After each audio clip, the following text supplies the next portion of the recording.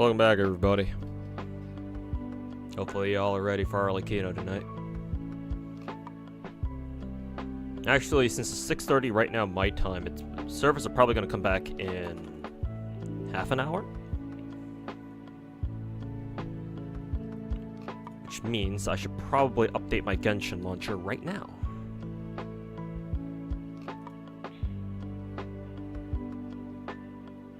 Hey Hannah, welcome back. Sakuya, Lightrex, Mo Legend. How was your day today? Surprisingly better than usual, but still doesn't take away from the fact that life is pretty bad right now. And I pray that I can get through the worst of it soon.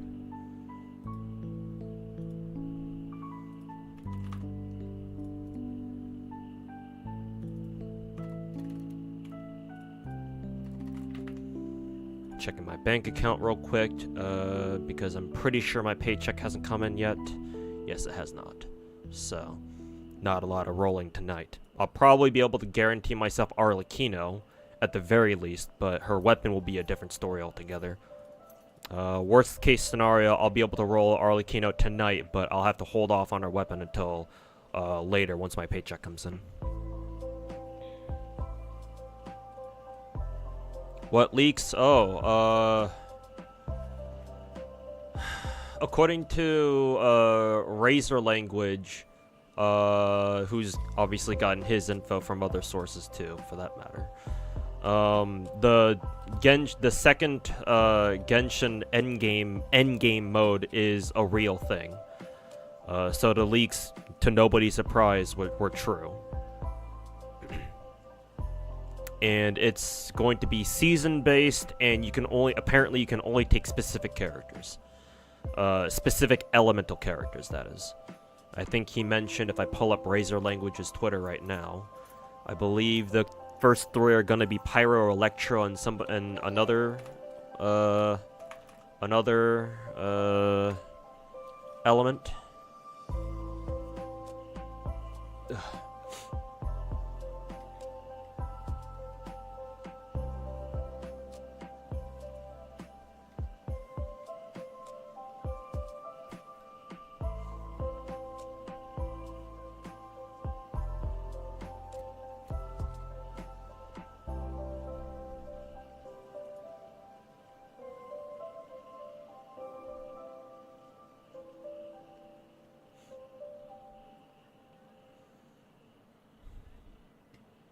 Let's see. Pyro, Electro, and Animo. There you go. So, leaks.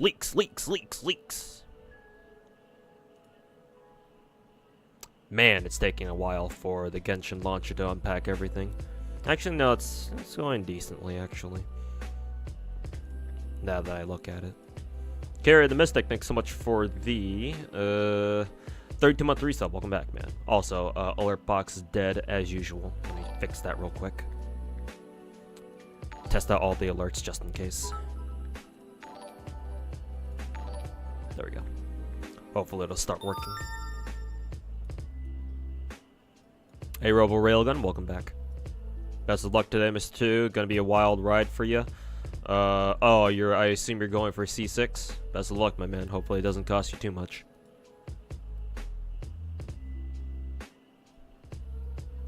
Sounds interesting aside from the specific characters thing. Yeah, I suppose so. The whole elemental restriction is gonna fuck over a lot of people, that's for sure. Normally, I would have a stronger opinion about it, but to be fair, it's been 3 years. So it's like, if you don't have, obviously, this will be kind of bad for newer players, but if you're an older player, like if you've been playing the game for at least like a year and a half or so, and you don't have a decent enough, like, character spread, then, like, you know, I'll be honest, I don't really feel too bad for you.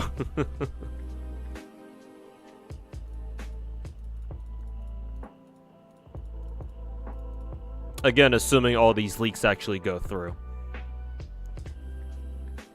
Because there's still leaks at the end of the day, so they could always change it in case they get enough feedback before they actually implement it, of course.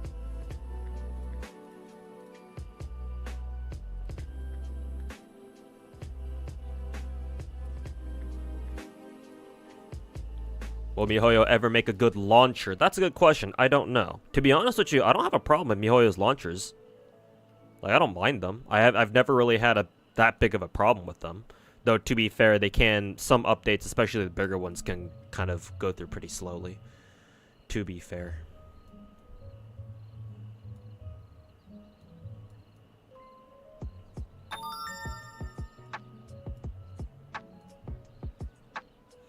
IB Polaris, thanks so much for the brand new Twitch Prime sub. Rare to see brand new primes around these days. Or brand new subs around these days. Or these parts, rather. And also, sorry that my sub alert didn't catch that. It's been fucking shitty for God knows how long. Pretend that that was your sub alert. But, appreciate the brand new sub, my man. Welcome to the team. And yeah, if you're rolling for Arlecchino tonight, best of luck. Funny how a new endgame content is coming out just after Weathering Waves comes out. It's like I said, like, this is not surprising to me at all whatsoever. MiHoYo has been sitting on this shit for a while. Because if this was genuinely content that they were like, oh, we want to work on some endgame stuff now, then they wouldn't have been able to make something like this quickly. Well, maybe they could have. I mean, technically it's not that hard to come up with endgame content. But no, the timing is way too impeccable. It's way too fucking on point. No, this is specifically anti-Wuwa tech.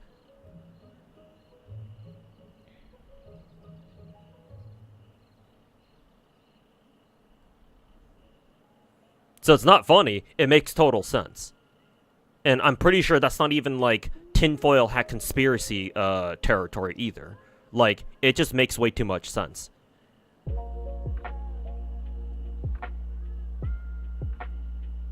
Am I pulling for the weapon? I think I already answered that. I will try to, but I can't, I physically cannot roll enough for today. Assuming that I don't get lucky.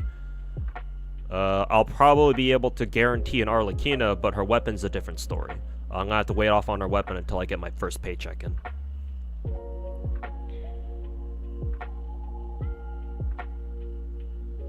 Hey Cinderate, welcome back. Yeah, it's been a while. Hopefully you've been doing well.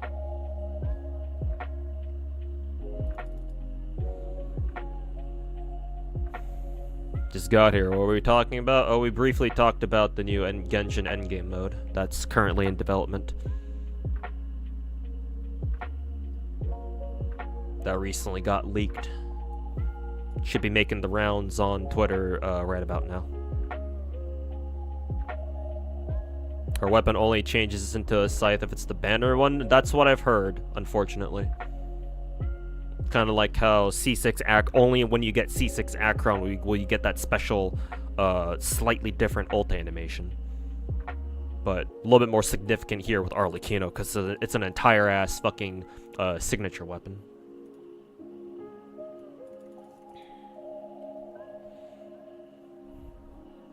Where's the leak? You need to know the Neo Abyss mode? I can give you the exact tweet.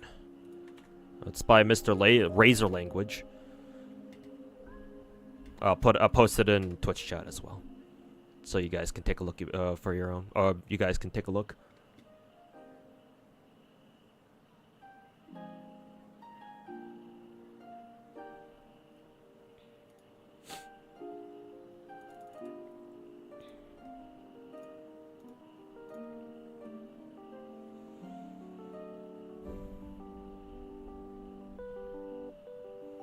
Something like Chiori luck again? Yeah, maybe.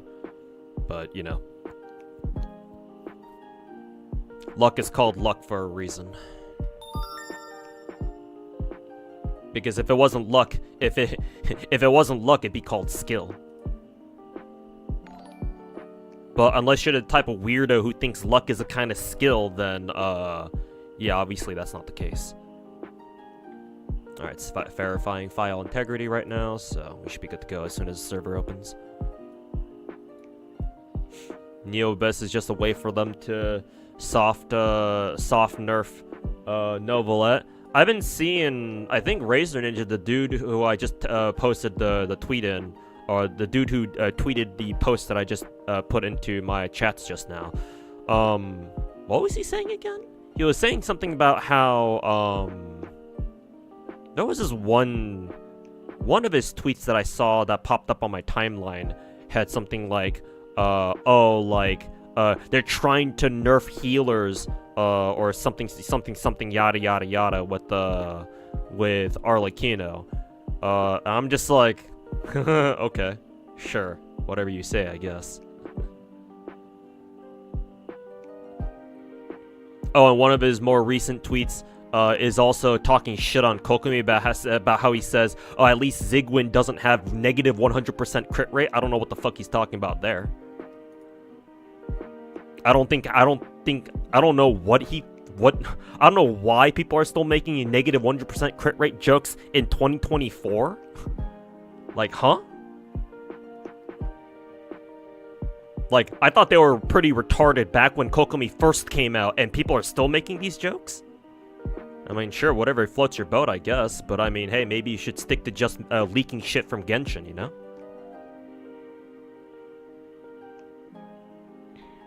With new abysses, you need to find some whale friends. Oh yeah, that's right, yeah.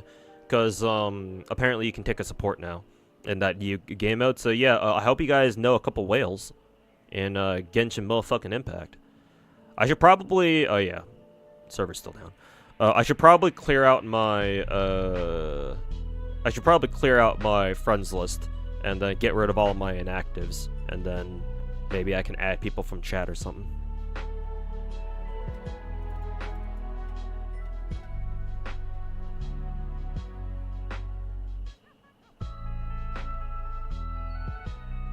Also, yeah, my sub alerts are not working today. What the fuck?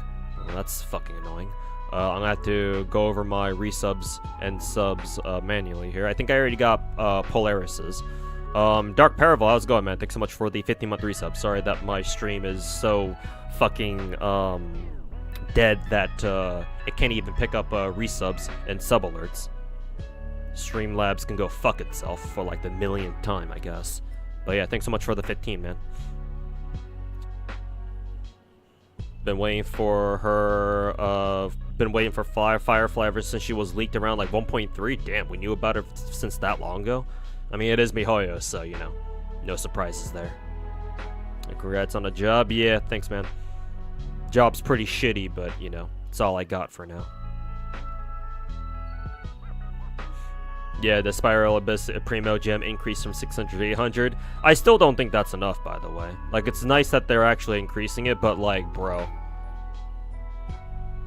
Like, either jack that shit up to, like, fucking 2,000 Primos a season every 2 weeks, or, just distribute those Primo Gems that you would have gotten by clearing Abyss, and just put them in, give them to everyone as part of, like, daily commissions. But whatever. MiHoYo will continue to do MiHoYo things.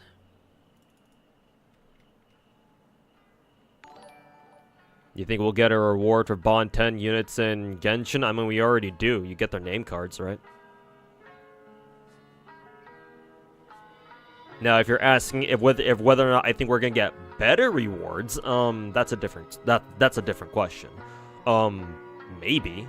I mean, if MiHoYo is capable of actually expanding Genshin's endgame for the first time in 3 fucking years, or 3.5 years, or however long it's been, then anything is possible, man. You just gotta give MiHoYo enough time to actually get around, for them to actually get around to doing it. So maybe. At the moment, doesn't seem likely though. But maybe one day. Perhaps one day.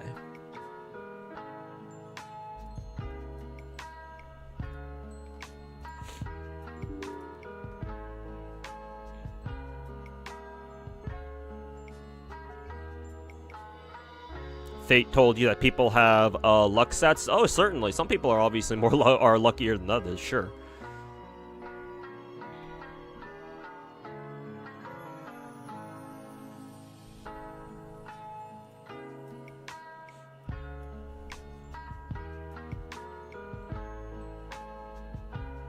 But like when it comes down to the average person, it's like, okay, sure.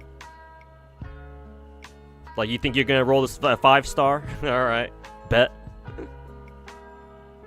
Hey, Terror, how's it going, man? How did I get past calculus? On a hope and a prayer. I took calculus. So back when I took calculus obviously back when I was in high school. So my high school had 2 different calculus classes. The first one was called AB, which was the easier one, and the second one was called calculus BC, which was the harder one. I ended up taking both. And, yeah, wasn't a great experience. I mean, by the time I was a senior in high school, I was just so done with high school. Like, from an academic perspective. I just wanted that shit to be over with. Like, I was so fucking fed up with, like, school and, like, just education in general. Like, at that point, by the time I was a senior in high school, at that point, having gone through fucking 8 or 9 years of what was basically, like hand-managed education, at the hands of my parents, basically telling me what courses to take and blah, blah, blah, whatever. No, I was just fucking done.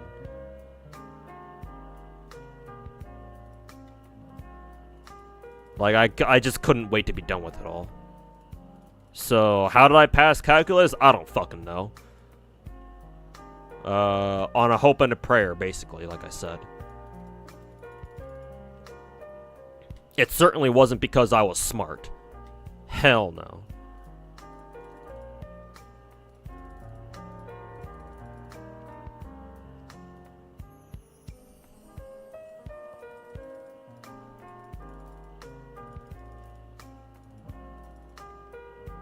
Retardation never goes away, that's also true, yeah. Silly me, why didn't I ever think of that myself? But yes, you're right. Gotta go for a meeting, be back later. Alright, Mouse, thanks for hanging out.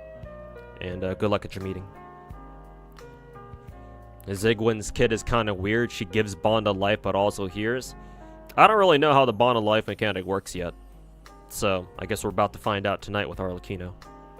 And we'll see for sure, or we'll see for ourselves.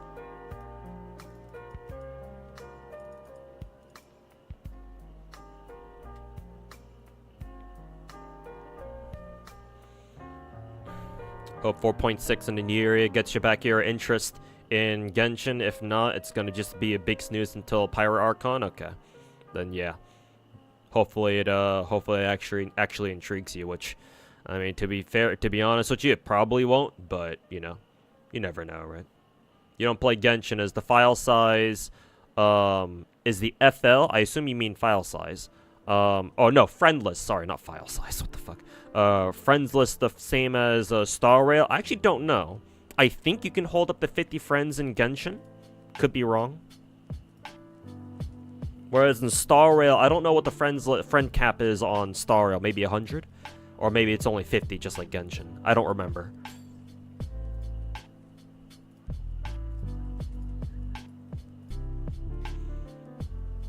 Hey, Sick. Thanks so much for the 4-year resub, man. Welcome back. And again, my sub alert box is fucking trash. Sucking its own dick right now, so. Just like the Streamlabs devs themselves, I guess. But appreciate the year-long resub, man. Welcome back.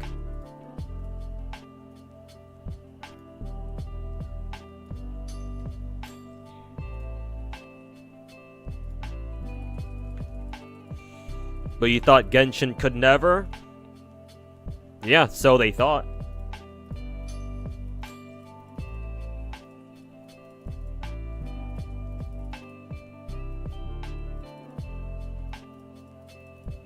Nah, it just turns out MiHoYo was just sitting on that shit. They're, in case of emergency, like other gacha games coming out, break glass. Know what I'm saying? Also, Jay Shadow, thanks so much for the 3-year resub. Welcome back, man. Thanks so much for the 3-year support. What song? Oh, this is just a Genshin Lo-Fi playlist. I usually play this a lot.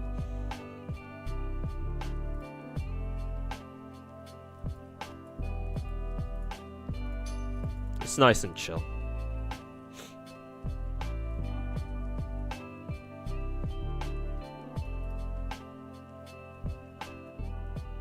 I will lower the volume a little bit. Thankfully, about to be done with Calc 1. So just one more, you'll be done with calculus for the rest of your life. Yeah. And with that, you'll probably never have to deal with any math that's more advanced than like fucking geometry or some shit.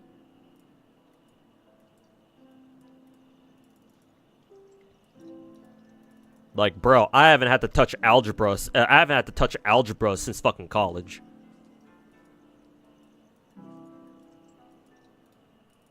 So as far as I'm concerned, math can go fuck itself.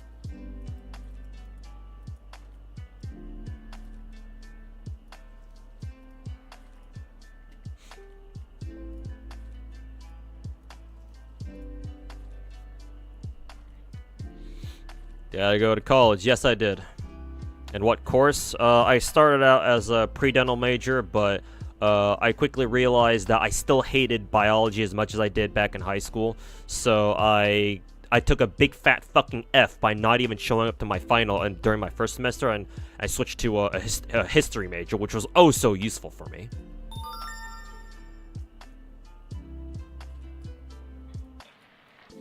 If I had bigger balls, which I honestly should have back then, but, you know, 18-year-old me didn't know any better, I probably should have just canceled my college tuition altogether and just started looking for a job right away.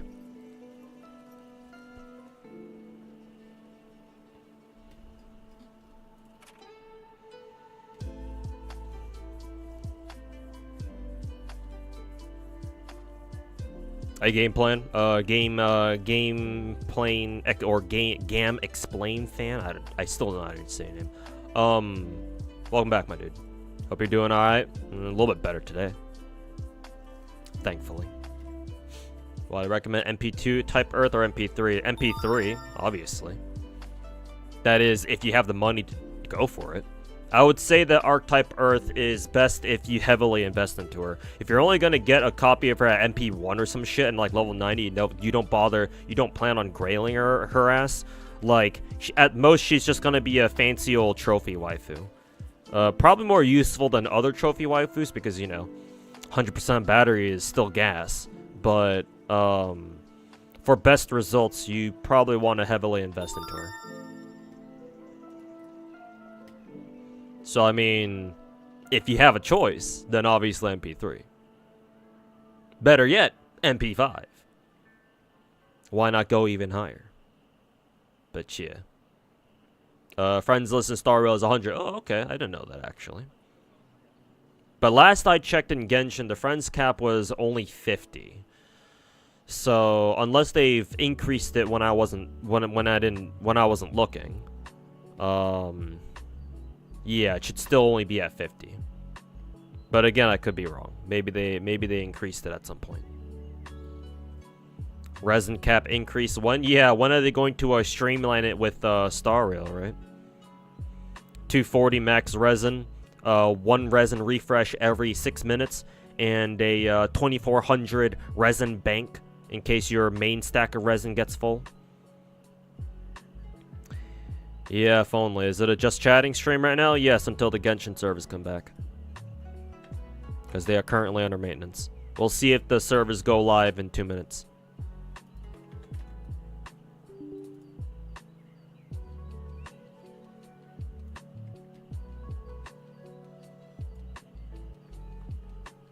And then Genshin, or not Genshin, Star Rail getting a third endgame content, but you don't know what it does. Me neither. All I know is that we're getting another one. Another one. And another one. What's the new update in Genshin? Arlecchino, New Fontaine expansion. Those are two main ones. Is it true that Z3 is showing up on July 4th for America? That makes a lot of sense. Because the reason why it does is MiHoYo probably wants to pull an FGO. Or wants to pull an Aniplex more accurately. And they are probably going to use Anime Expo as like a springboard to like hyper promote Z3. Because for you FGO players in my chat right now, which would be a lot of you, considering my viewer base, Remember, that's the exact same shit that they do for FGO.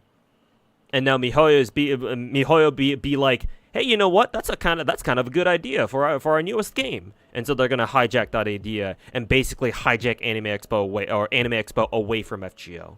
I mean, they kind of already have, but now it's official. In case y'all don't really know what I'm talking about how, you know, Anime Expo and shit like that, blah blah blah. So for those of you who are not familiar with Anime Expo, or AX for short, and I'll be calling it AX from now on because, you know, AX is easier to say than Anime Expo. Or well, I'll still use both terms interchangeably, I guess.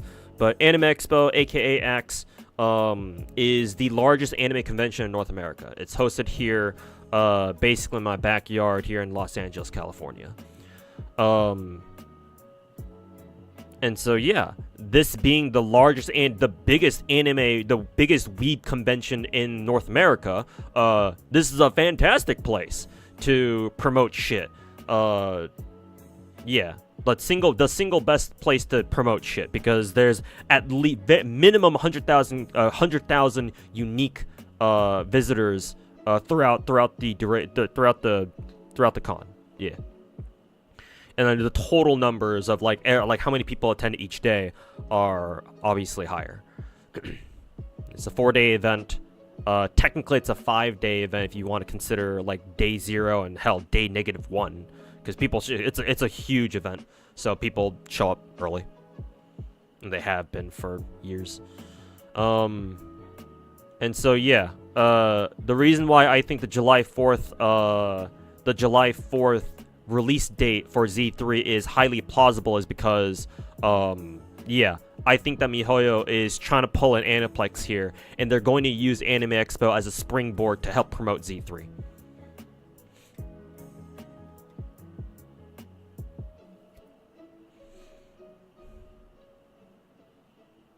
Also, servers are up. Yeah, I'm logging in right now.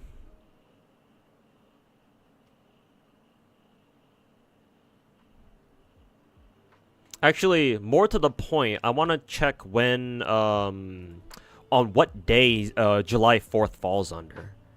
June 2024, July. Huh. July 4th is actually a Thursday. Though, to be fair, last year's Anime Expo went from Wednesday to like Saturday or something fucking weird like that, right? No, it went from Friday to Monday last year, right? It was super fucking weird. Because normally Anime Expo schedule runs from Thursday to Sunday. 4-day event starts on Thursday and it ends on Sunday. Kind of makes sense. But last year, they did something real fucking weird, which I don't think they've ever done before, where they started on a Friday and then ended on a Monday, which I didn't really quite get. I'm pretty sure it wasn't even like, I'm pretty sure Monday wasn't even like a July 4th or anything. Like, they just straight up just overflowed onto a fucking weekday for some reason. So July 4th. Well, I mean, and technically FGO came out technically FGO really came out like at the end of June. But then Aniplex pretends that, oh yeah, July 4th is the official birthday of FGO NA, because, you know, Anime Expo. So maybe MiHoYo could do something similar, where like technically Z3 comes out on July 4th, but like they make its official birthday in quotes line up with Anime Expo every single year. We'll see what they decide to do. But to me, it makes perfect sense. So a July 4th release, or like an early July release that matches with Anime Expo, makes a lot of sense to me. Anyways, pull up my multi-gacha stream overlay.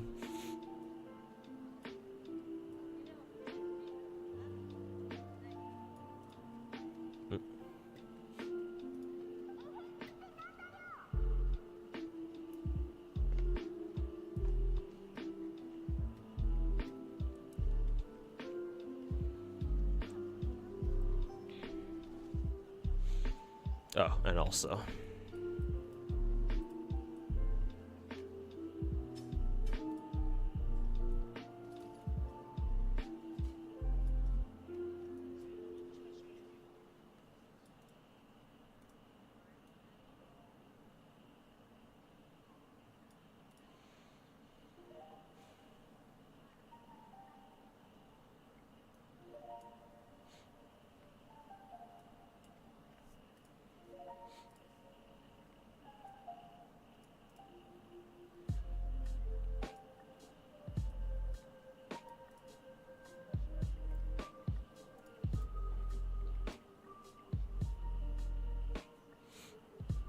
Is the update for Genshin tomorrow? No, it's today. Servers literally just came back.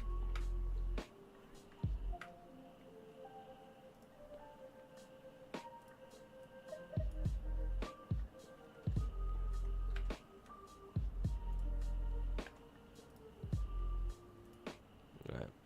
Gonna pause the music real quick.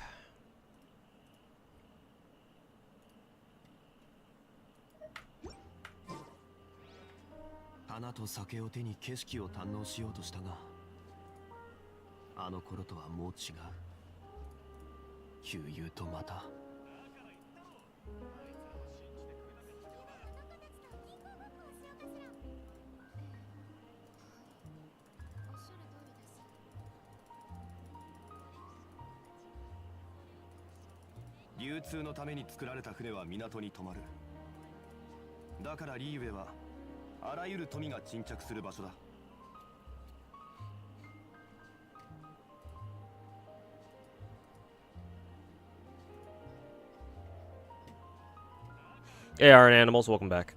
Just here to say hi, have fun with Arlecchino rolls. Hey, thanks, man. Friday to Monday was Fanime schedule. Maybe they were trying something new. Oh, is Fanime also 4 days long too? That's good.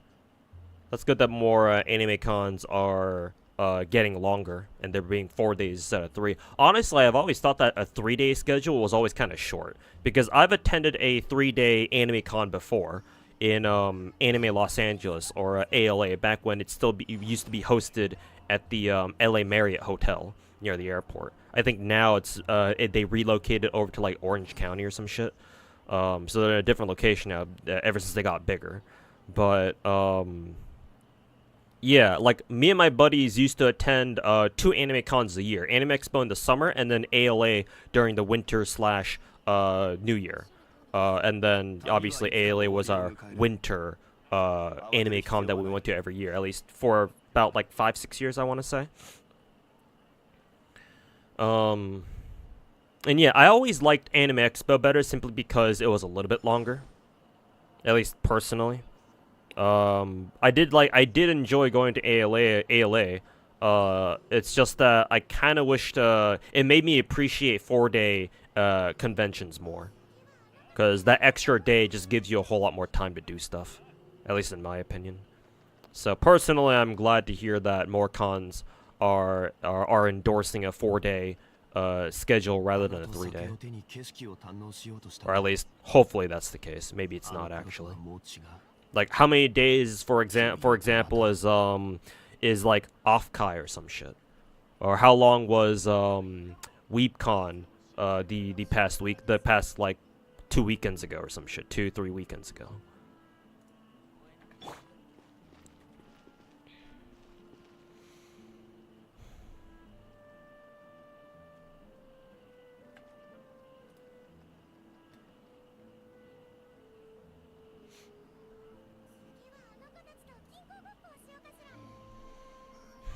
Star Royal question, can you replace Pello with Black Swan on an Acheron team? Yes, you can.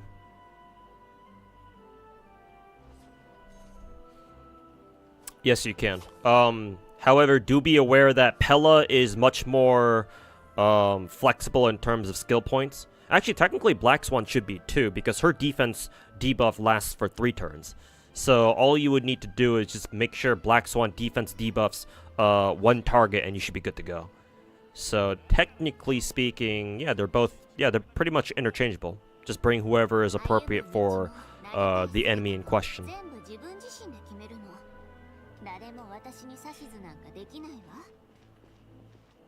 Depends on who has a stronger defense shred. I would say it depends more on which enemy you're facing, what they're weak to. If you're facing an enemy that's weak to both lightning and wind, then you should bring Black Swan. If they're weak to ice, then obviously replace Black Swan with Pella.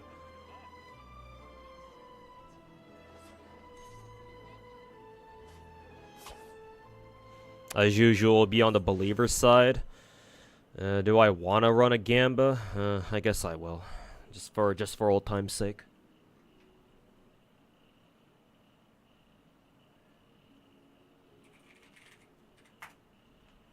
I'll be doing Gamba for the first time in a long while. I'm not gonna be doing a gambit for the weapons. Pretty sure I'm not gonna be able to roll for her weapon tonight anyway.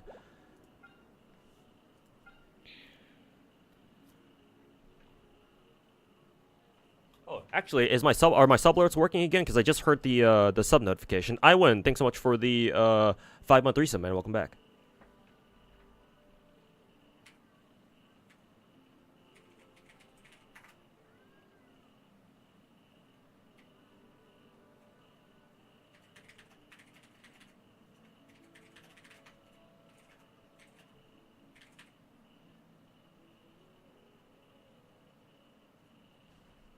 Okay, chat. Twitch chat prediction is live, so go crazy. For anybody who even has channel points. Am I gonna whale? I fucking wish. But no. C0R1 for now. And I can't even roll her weapon right now today unless I get incredibly lucky. Like, we're talking like Chiori levels of lucky. Yeah, Chiori levels of luck from like a month or two ago.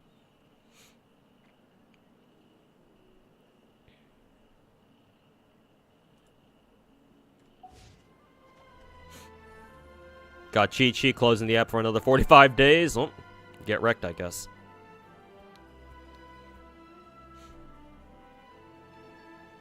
Oblivion's Dawn, thanks so much for the 7-month resub, man. Welcome back.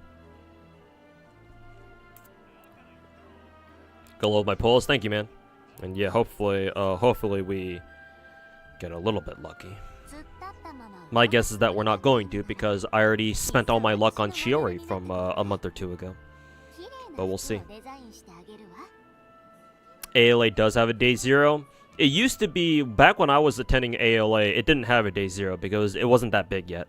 But now, ever since it moved to Orange County or wherever it's based out of now, or wherever it's hosted now, yeah, I can believe it has a day 0 now. I mean, honestly, every anime con should have some kind of like unofficial day 0, to be honest, if it were up to me. Day 0s are fun, especially if you can meet up with friends early and just hang out, and just kind of walk around and, you know, just do random shit. Am I skipping all at 2.2 to save for Firefly 2.3? I mean, if I can help it, I would like to roll everybody E0 S1. So not really, but I mean, you know, if I get absolutely fucked by real life in the next coming like week or two, which there's a small chance that it can happen, then I don't know. Maybe I won't even. Maybe I'll graduate from playing Gacha games entirely. I don't fucking know. What's the game between Azure and Girls Frontline? Oh, Ether Gazer.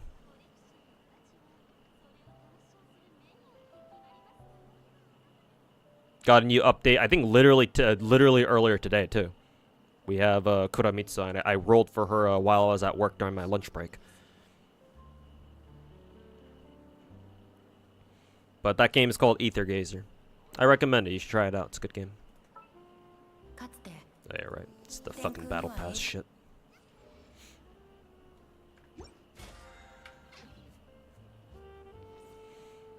You've been going since 2016? Oh, okay. We might have run into each other at some point, because I think 2016. I think me and my buddies were still attending back then. 2016. Yeah, we should have been. Yeah. Like, what was the year that ALA moved from the LA Marriott over to like Orange County or some shit? Because the year that they moved was the year that we stopped going because we were like, kind of too far out of our travel range. So like, I think we're good. I think one of our IRL buddies still attends whenever he can. At least he used to for like the first year or two. I don't know if he still goes anymore. But whatever the year was where ALA moved, that's when we stopped going.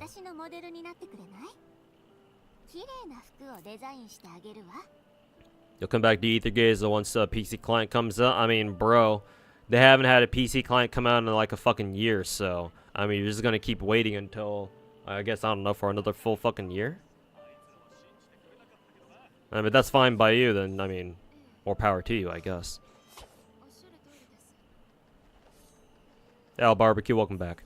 2 pulls today, a little bit, yeah. We'll try to rolling for Arlecchino. Her weapon will have to come later unless it get hilariously lucky or something.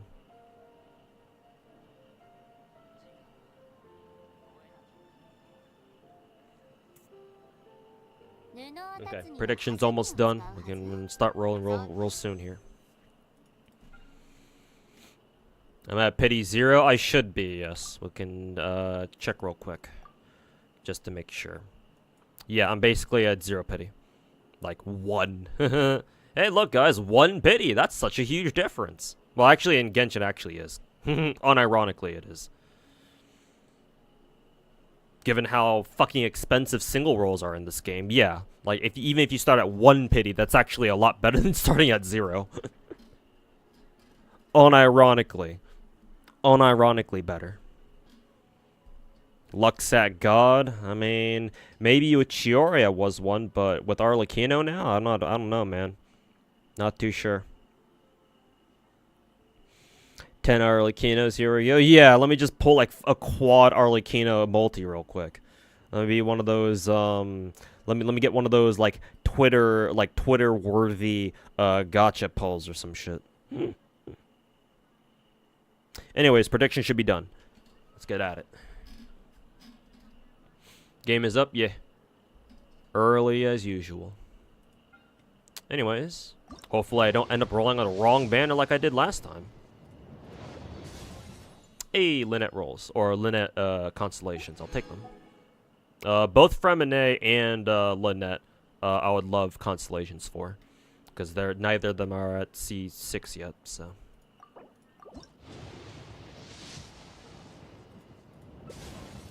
Hey, Chrono, thanks for the highlighted message. Hey, Fremine, cool. May you acquire Father in the next rolls to destroy your enemies. Thank you. Appreciate the support. You like the new character, Arlecchino? Yeah, sure. Hey, nice, another Fremine. My favorite element, just IRL, and I'm not even talking about Genshin in particular, but my favorite IRL element is fire. Anything pyro or fire related, I fuck with. Ironically, in Genshin Impact, if I show you my characters who I've triple crowned, whatever character in Genshin, on my Genshin account I've triple crowned, is somebody that I would consider a waifu. So, you know, Raiden, for example, Kokomi, Yelan, Navia, Mona, Jean, Shenhe, Ganyu. Not quite Ayaka yet. I'm considering though. Miko, Keking, Farina, Nilo, Dehya, Yoimiya. Is that it? Oh, and then lastly, Rosaria. I use crowns as a way to flex who my favorite characters in this game are. And ironically, even though fire is my favorite element, I only have 2 triple crowned pyro characters in Yoimiya and Dehya.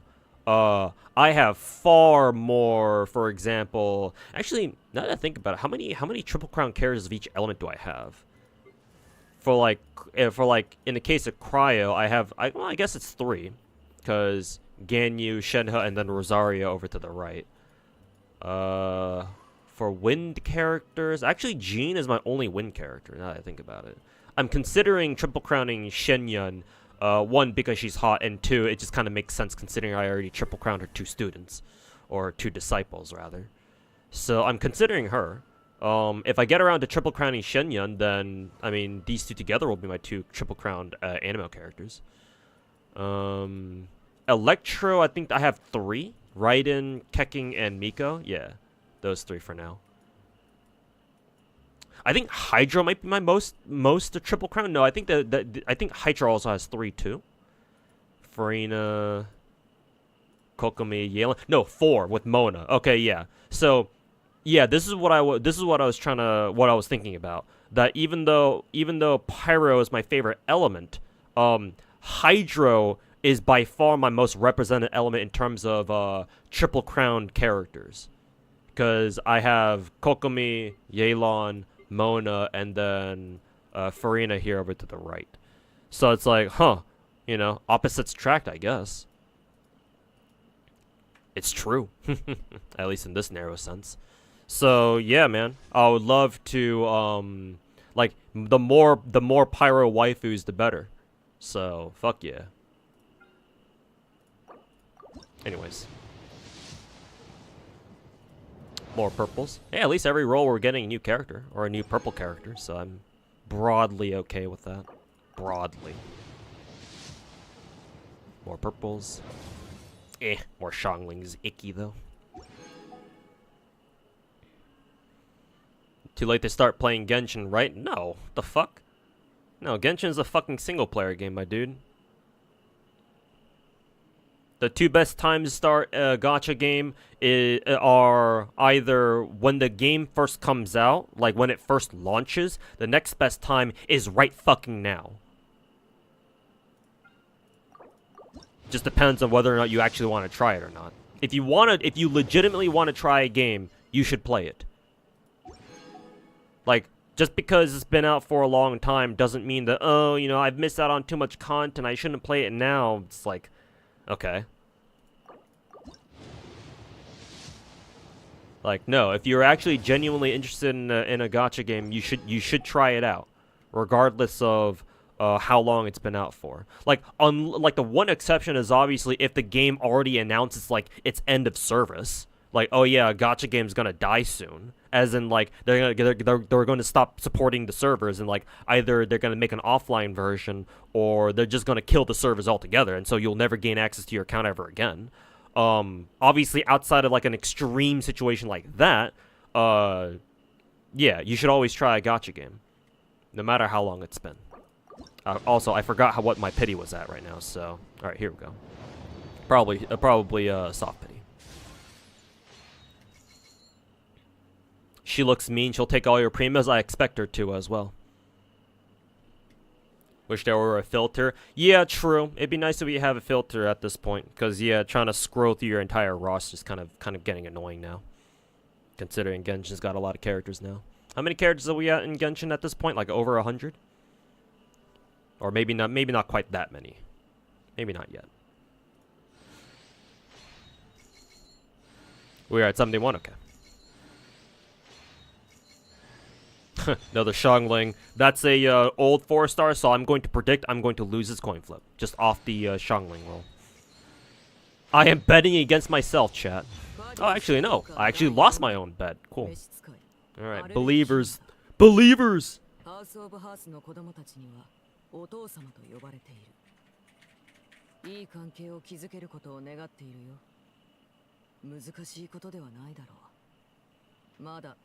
Damn, that shit was like 95% believers. Where were the doubters, bros? That would have been a sick payout for whoever doubted them, I'm not gonna lie. And Genshin's definitely far from EOS. Yeah, exactly. So, you don't have to worry about that fringe case for Genshin, especially. Also, Iron Animals, thanks so much for gifting 5 subs, man. Greatly appreciated. Thanks so much, man. Oh, and she's done with her her ascension line, I think, or her acquisition line. Alright, cool. That's very cool. Are we going for C6? Hell no. Unless you want to sponsor me to get C6. Yeah, I don't think that's the case either. I would love to go for C6 Arlecchino. Except I'm fucking broke right now. I just started a new job like not even 2 weeks ago. Actually, yeah, not even 2 weeks ago. And I'm waiting for my first paycheck to come in. So I'm a broke ass bitch. Would love to see C6 Arlecchino, but something called real life is kind of cock blocking me at the moment. So I have to settle for C0R1 for the time being. Maybe when Arlecchino comes back, real life won't be railing my ass that hard anymore, and so maybe then I can afford to go for C6 rolls. But right now, as of this moment in time, unfortunately, no.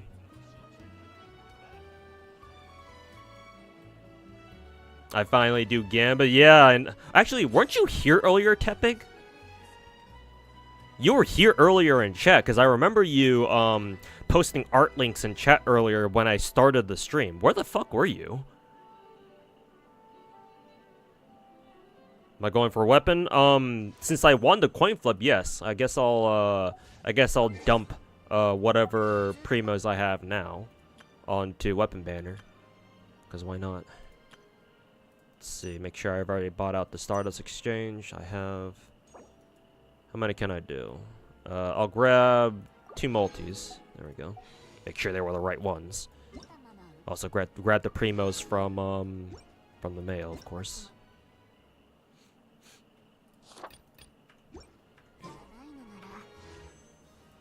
Let's see. Oh, I have almost one more for Wanderlust. Not that I care. Hey Brian, how's it going, man? Welcome back, or welcome to the stream. And congrats. Hey, thanks, man. You got Novala on a single pull. Nice. Those do happen from time to time. I don't think that's ever happened to me yet, though. Or that hasn't happened to me yet, though. You just got back what you put in? Yeah, with those kinds of odds, yeah, you weren't going to get much more.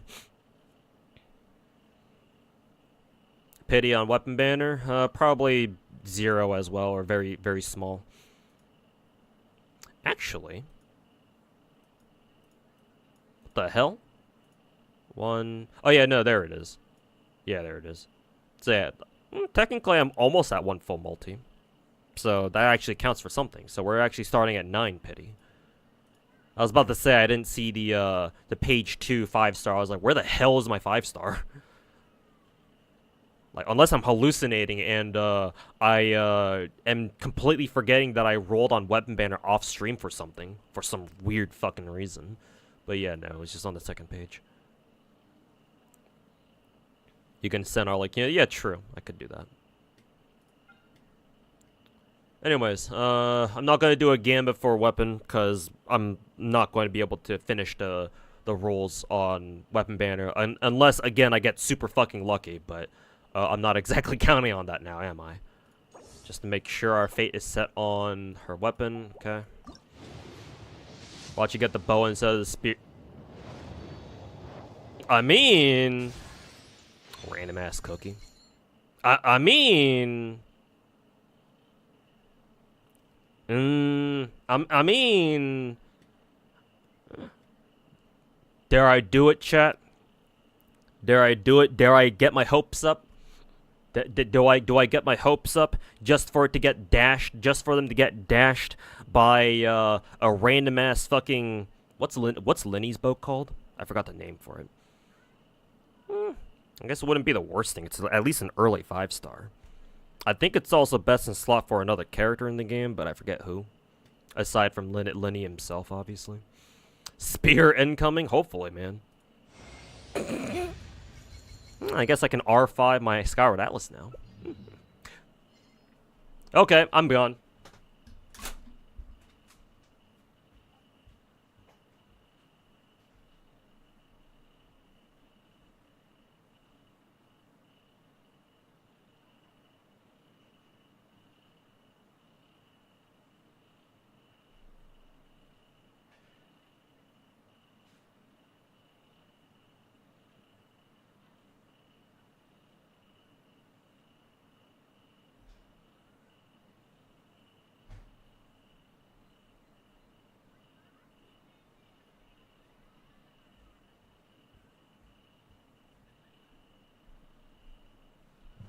Holy fucking shit. Why does this always happen on weapon banner, my dudes?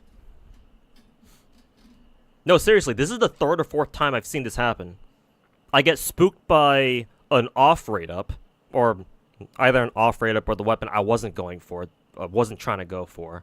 And then I skip the rest of the multi, and the other one just shows up. Like, really?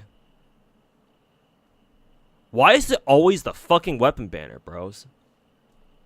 I ain't complaining, but, like, why? Why is it always the weapon banner? I mean, I'd like it if it were the character banner from time to time, but I guess this is fine, too. Let me, screenshot this real quick. Hopefully it saved that. Actually, let me just make sure.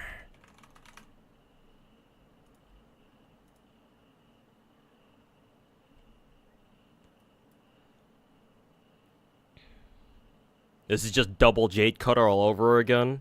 Damn, you remember that?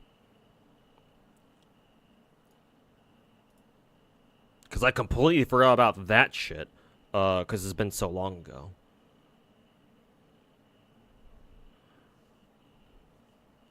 Quit questioning it? I mean, I'm only questioning it because it never happens for character banner. Okay, well, yeah, shit, bro. I guess I'll take it. You got blessed by Cookie. I should triple crown her, just for that.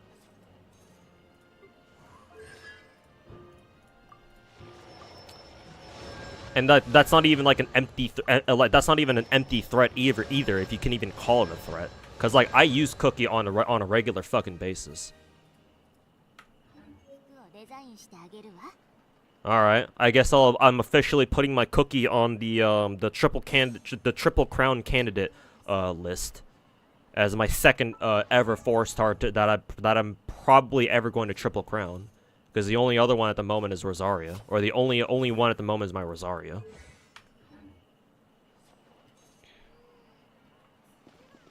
I never get double 5-stars. Also gets double 5-stars. Not characters anyway. And that's kind of what you want that to happen on, isn't it? You're like, you don't like double weapons on double 5-stars on weapon banner is cool and all, but like you can't even carry that shit over. At least for characters you can. And like obviously extra constellations for characters are also cool too. But whatever. Enough self-doubting. Let's fucking level up this bitch. You've had a triple 5-star weapon before? I think I've seen other streamers have that too, yeah. It happens every now and then. Oh yeah, that's right. We gotta fucking farm these things.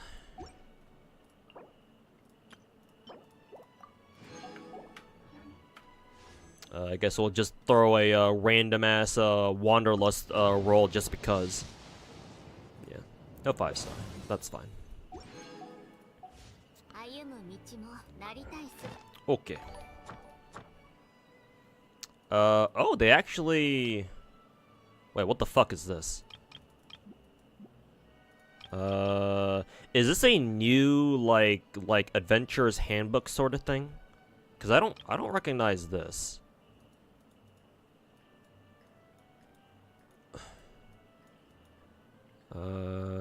I guess it's like they must have expanded it or something.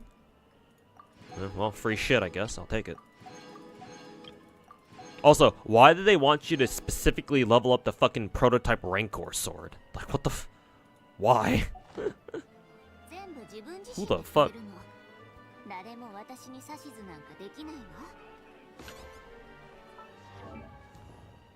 The lucky motherfucker is always ungrateful. Well, I only come off as ungrateful because I'm not expecting that shit. When you've played gacha games for 6 years, you pray and hope for times like this, but they never show up when you actually want them to. They only show up whenever you don't want them, whenever you're not expecting them.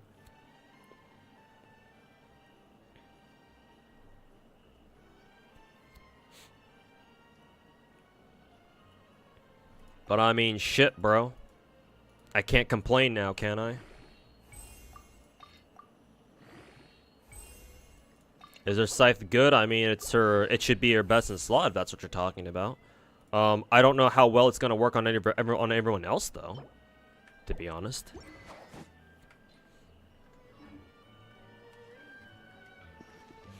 Also, Eevee's Bento Box, nice name. Thanks so much for the 3-month resub. Welcome back. Congrats on the job. Welcome back to the normie soul-sucking office life. I'm enjoying getting my soul sucked, that's for sure. But congrats on the easy C0 R1 Arlecchino. I mean, fuck, man. I really can't complain now, can I? This is like the sort of thing that fucking, the average Genshin player dreams of. Like that one, he's probably thinking about other girls meme. Except the dude's not even thinking about other girls, he's just dreaming about how he's gonna get super lucky on his Genshin rolls or some shit. Of course, you could complain because it took pity. I mean, I guess, but I mean, hey, winning the coin flip in and of itself is lucky enough, don't you think?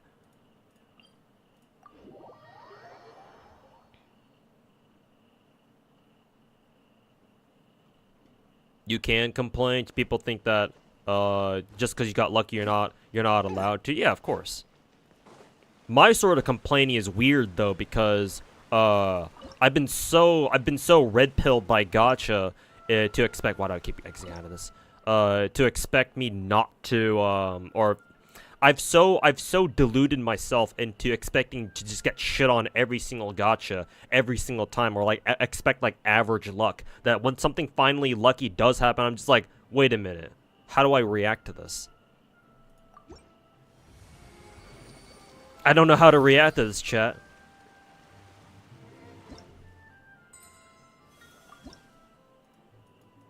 What do you mean I actually got lucky? Wait a minute, this isn't supposed to happen. How much did you spend for Arlecchino? Well, technically I didn't spend anything at all. How many multis was that actually? It was 8 for character. I'm pretty sure, because we had to go to soft pity, I'm pretty sure. And then a single multi for weapon banner, right? So 9 multis?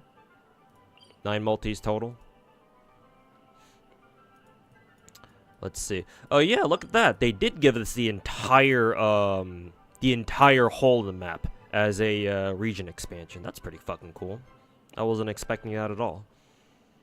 Then again, I wasn't expecting them to give the entirety of Chenyu Vale with the Lantern Rite event, or the Lantern Rite this year, so.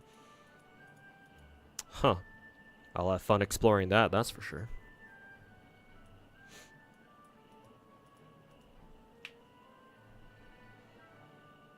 And Box is expecting Sunday to be dripped.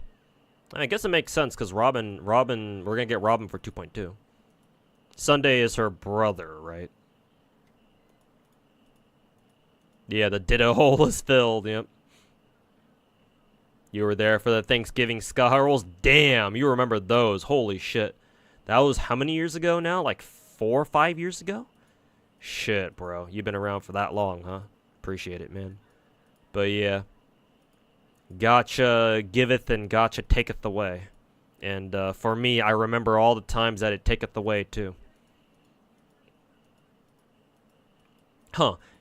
That's interesting. I kind of want to know what the area looks like from the outside, then. Before I teleport straight into here. Let me go teleport here and then see what the new area looks like now.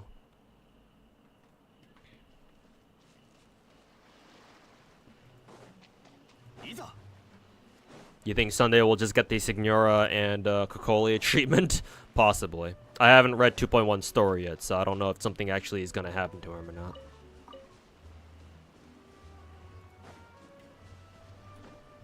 Which is surprising because the end of 2.0 kind of implies that, like, that something's happened to Robin or some shit, right?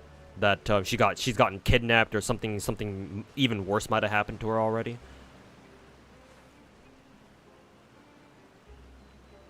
Huh.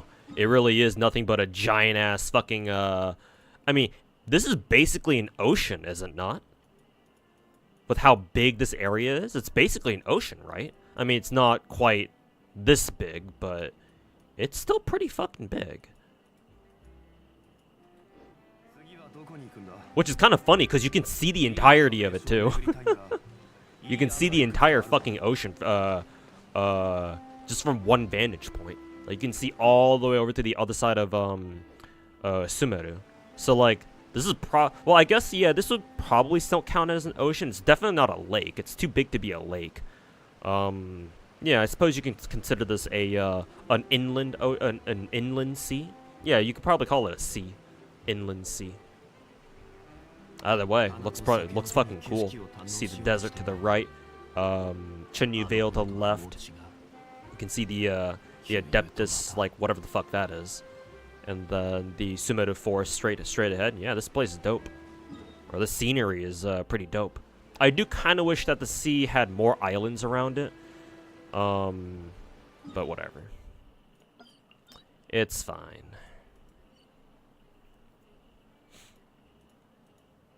Is there a boat teleport? What do you mean? There is a. They do give you a free teleport right here, that you can go straight to if you finished. If you've caught up with the Arlecchino quest. I'm about to do that right now. It's just an island? Yeah, it seems so. But hey, at least that's cool too. I don't mind.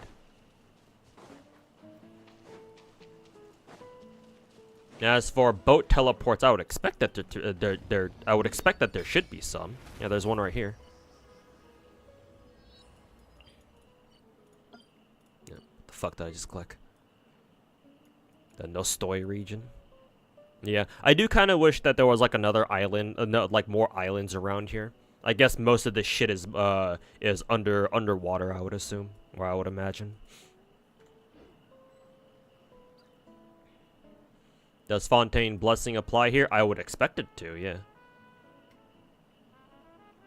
Because this should be tagged as a Fontaine region expansion.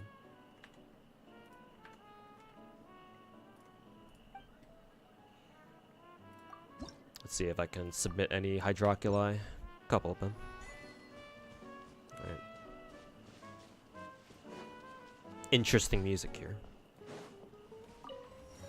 Yeah, so we got a boat spawn here. Got a boat spawn here and on the other side of the island. I assume that's our world quest that we have to do to explore. Just checking the stamina real quick. Actually, no. You actually can't. This isn't Fontaine. Huh. Okay. It's not considered Fontaine. I suppose, you know what? I suppose that kind of makes sense considering the waterfalls are considered like the official Fontaine boundaries, or like their borders, right? So yeah, I guess it does make sense that that you don't get Fontaine's Blessing here. You don't get dedicated swimming stamina here. So yeah, you will drown out here. Huh. Kind of disappointed, even though it does make sense. Maybe we're just too Fontaine-pilled that every time we go swimming, we expect to be able to dive underwater, too. I suppose that kind of makes sense, because, like, imagine Genshin, imagine MiHoYo trying to make content for a fucking underwater region that's as big as this. I suppose in that sense, this region expansion is a lot less impressive than I thought. Because, like, if you can't even swim underwater here, like, how exactly big is this region, right? Unless there's, like, a portal that takes us to, like, another fucking dimension. Because I know one of the world quests with Fontaine does that. I believe when you go to this altar right here, it takes you to, like, another fucking dimension. It wasn't that big, but still.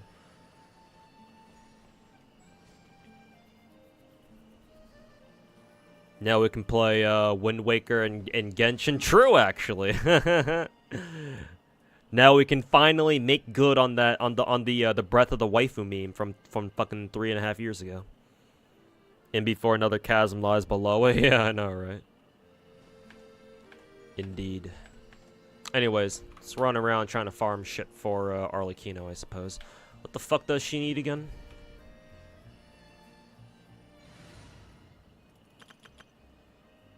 The Fontaine Compass Words? Okay. I guess it's still considered a Fontaine expansion, but the swimming blessing doesn't count here because we're outside of Fontaine's borders. Which sucks, but oh well, suppose it makes lore sense if we're counting that. Okay, what do you need?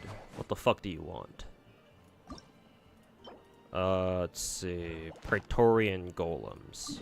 Can we... Oh, they're underground. Alright, cool. We need to find Praetorian guards. Are they even... Is the interactive map even fucking updated?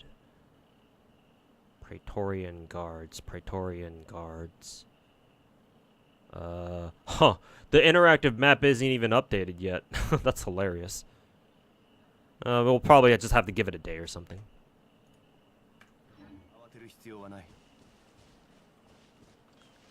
I guess we're doing a little bit of the world quest then.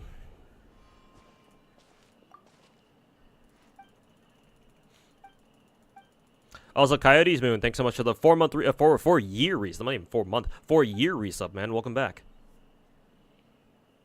And yeah, Arlecchino today and Virtuoso next week. Yep. Because Arknights had their preview stream earlier today, I believe. But yeah, thanks so much for the 4-year resub, man. Welcome back. Hope you've been doing well, Coyote.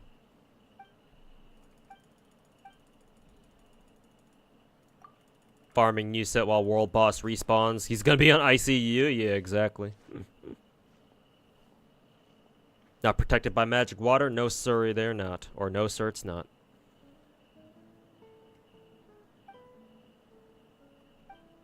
We're still 15 minutes until end of official maintenance. Yeah, they've been technically releasing the server early, by an hour for like the last couple of patches, I think.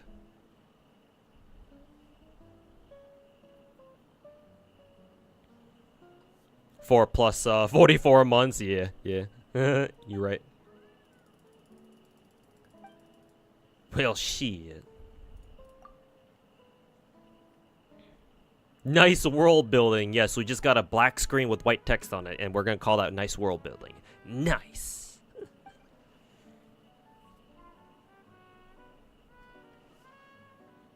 You're so old. You remember I did the time with the West Virginia quarter, and it landed on its side, bro. And who was that for again? I think that was for, who was it? MHXA? It was either for MHXA or something, but I do remember doing that. Yeah. Fucking some boomers in chat. Bro, that moment is older than all the entirety of the Genshin player base. Fucking Keck W, dude. Let me go heat up some food in the microwave. It's on auto, right? Yeah.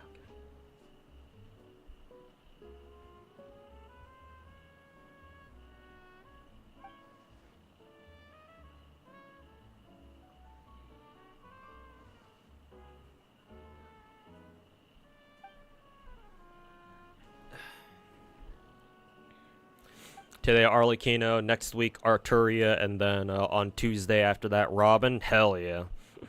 Gotchas. Why are we... Oh, these guys are bandits? Okay. Time to murder them with impunity. Easy.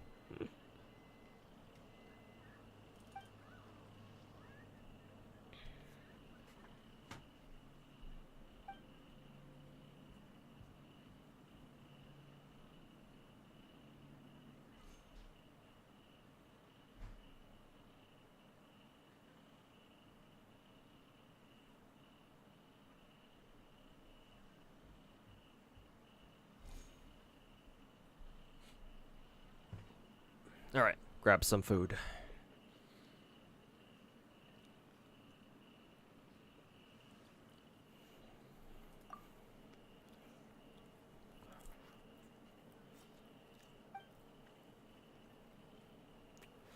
Will you play Woo Woo when it comes out? Yes, I will.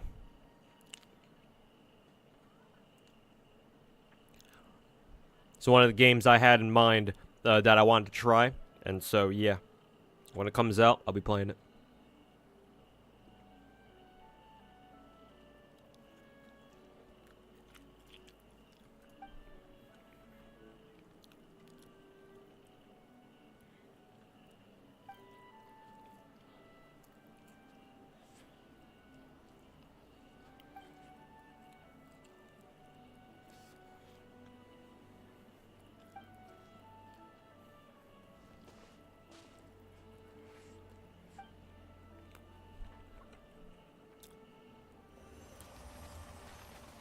Yep.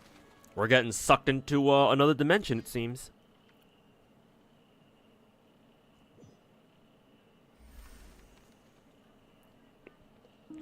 Dr. Ratio? The fuck are you doing here? Imperator, Praetorian Guard, a dude in a fucking mask. Are we in Genshin's version of like Rome or some shit?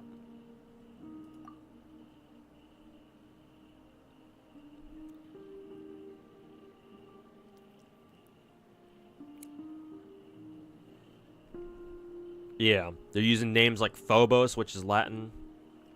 It's either Latin or Greek. But Imperator is definitely Roman. Or, yeah, Latin.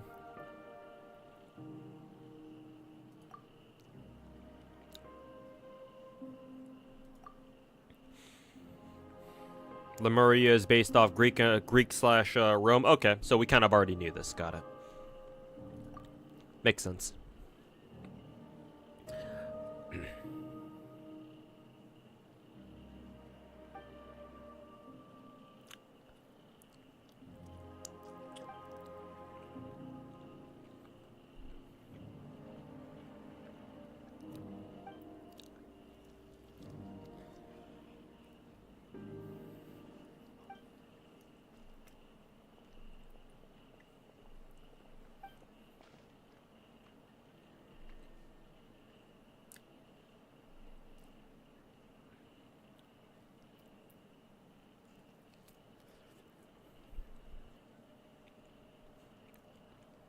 This isn't an animated scene now, is it? No, I don't think so. It's just weird camera, a weird camera angle, like a perspective, and then some filter effects.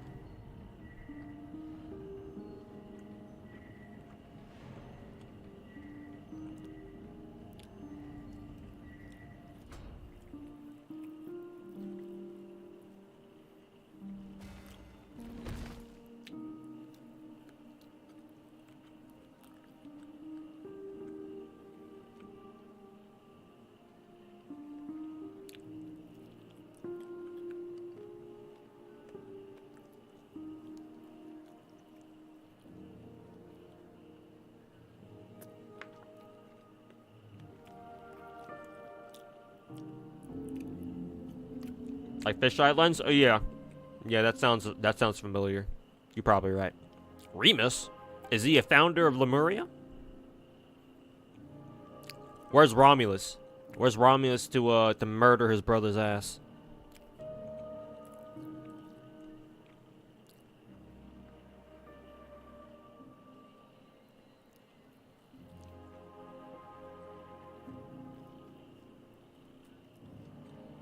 Is Traveler currently remembering stuff from Remus's perspective? Seems that way.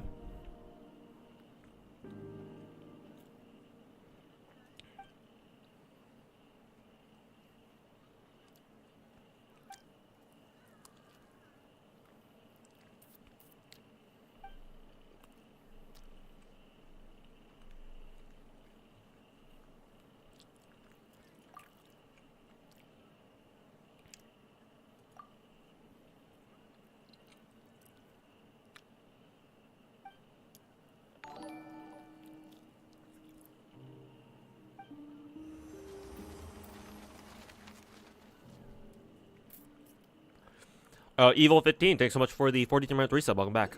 How are the polls? They were quite lucky. Again, 2 patches in a row, or two rolls in a row. 2 rolling sessions in a row, I should say.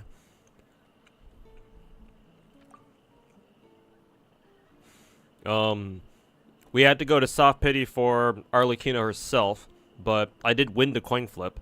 And then the weapon roll. I got a double 5-star on my first multi. The first one was a spook, so I skipped the rest of it, thinking, oh yeah, you know, it's bricked. You know, we lost the banners, so fuck this shit. And then I end up rolling Arlecchino's weapon right after. So, yeah, another extremely lucky banner overall. Also, World Domi, thanks so much for the 4-month resub, man. Welcome back. Why you get a double Arlecchino after losing at 50-50 to Mona? You must be good. You must be good luck in 50 pulls too. Damn. Now that's the kind of luck I want. See, chat. That's the kind of that's the kind of luck I want. Why can't I get doubles on character banners, man? Anyways, but yeah. Good to see that you got some luck too, man.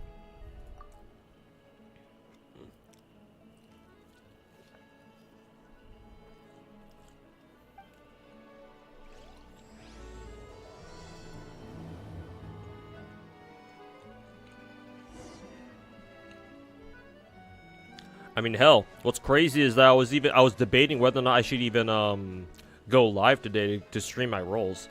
Also, why does this dude got a like a red haze around his head? But I was like debating myself to myself, like, should I even fucking stream this shit today, or should I just wait until later once I actually get my paycheck in it, and then wait to roll on Arlecchino? But you know, I guess it's a good thing that I rolled right now, or I rolled right away.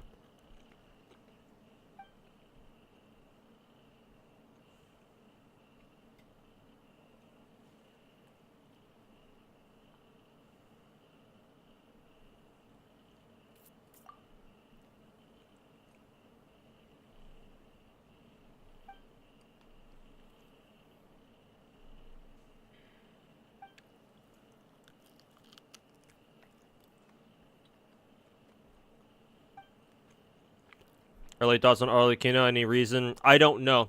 Currently nobody has her at level 90 unless you're on the Asian servers, or like the EU servers, because we still gotta farm everything we need for Arlecchino.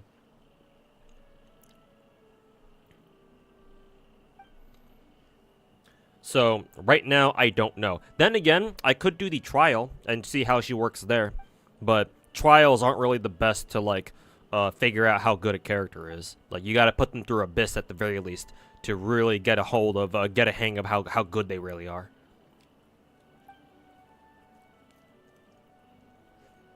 But at least the trials will give us an idea. So after this, once I'm done eating, I can do the trial real quick and kind of get a gauge for, like, kind of gauge how good Arlecchino might be.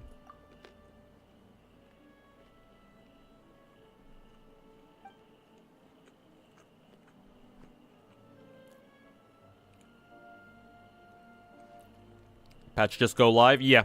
Not even an hour ago.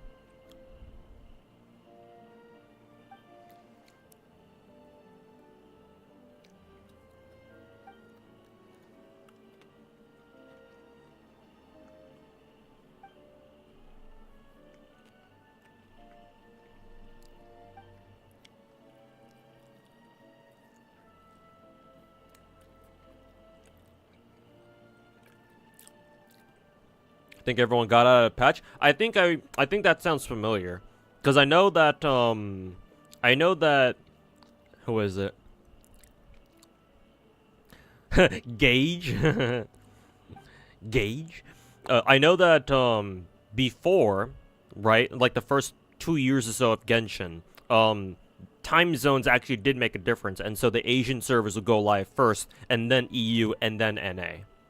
So if you were like either an Asian content creator, or you just have your account on the Asian servers, then like you could have access to the content, like, you know, 17 hours early before like the NA players, for example. But maybe they changed it so that it's not like that anymore. I think Star Rail is like that now, or Star Rail has kind of always been like that.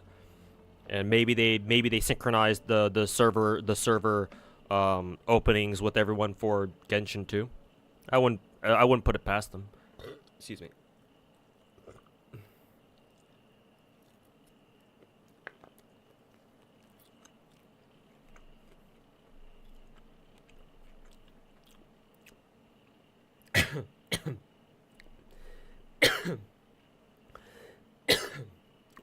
Excuse me.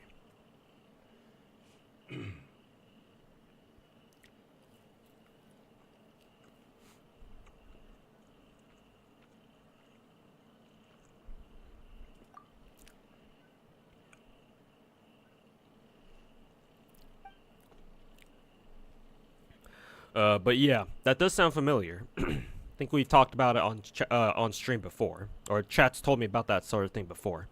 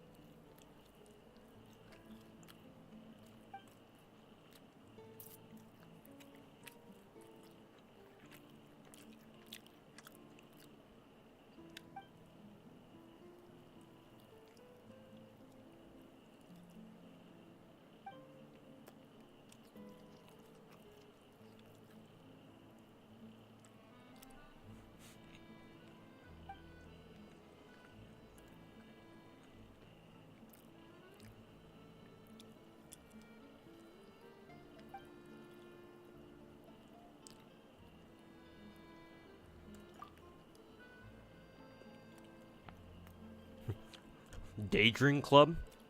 The fuck's the point of that?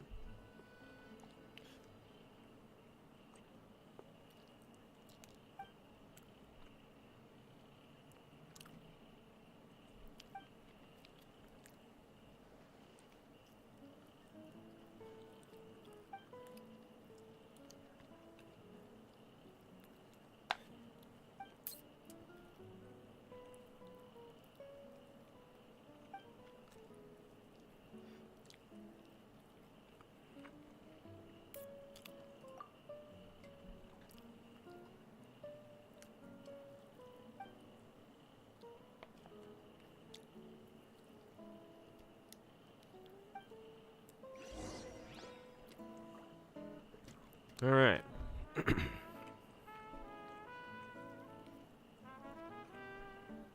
Give me 1 second.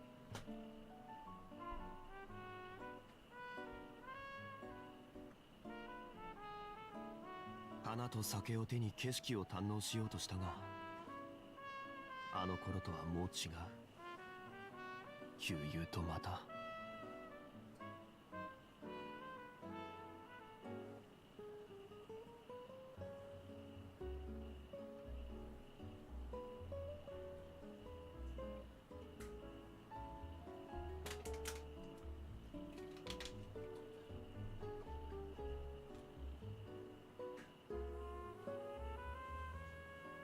流通のために作られた船は港に止まる。だからリーウェはあらゆる富が沈着する場所だ。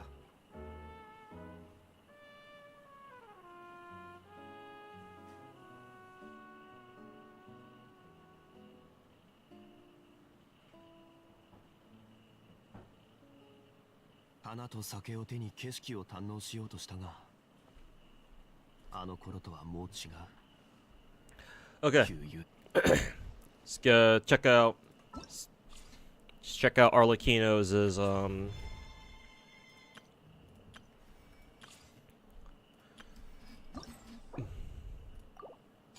Okay.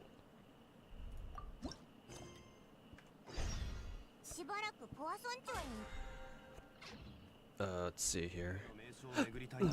Hiccups.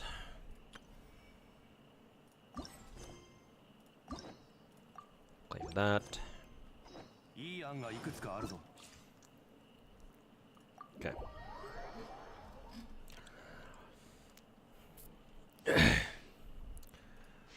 Okay. Let's take a look at Arlecchino then.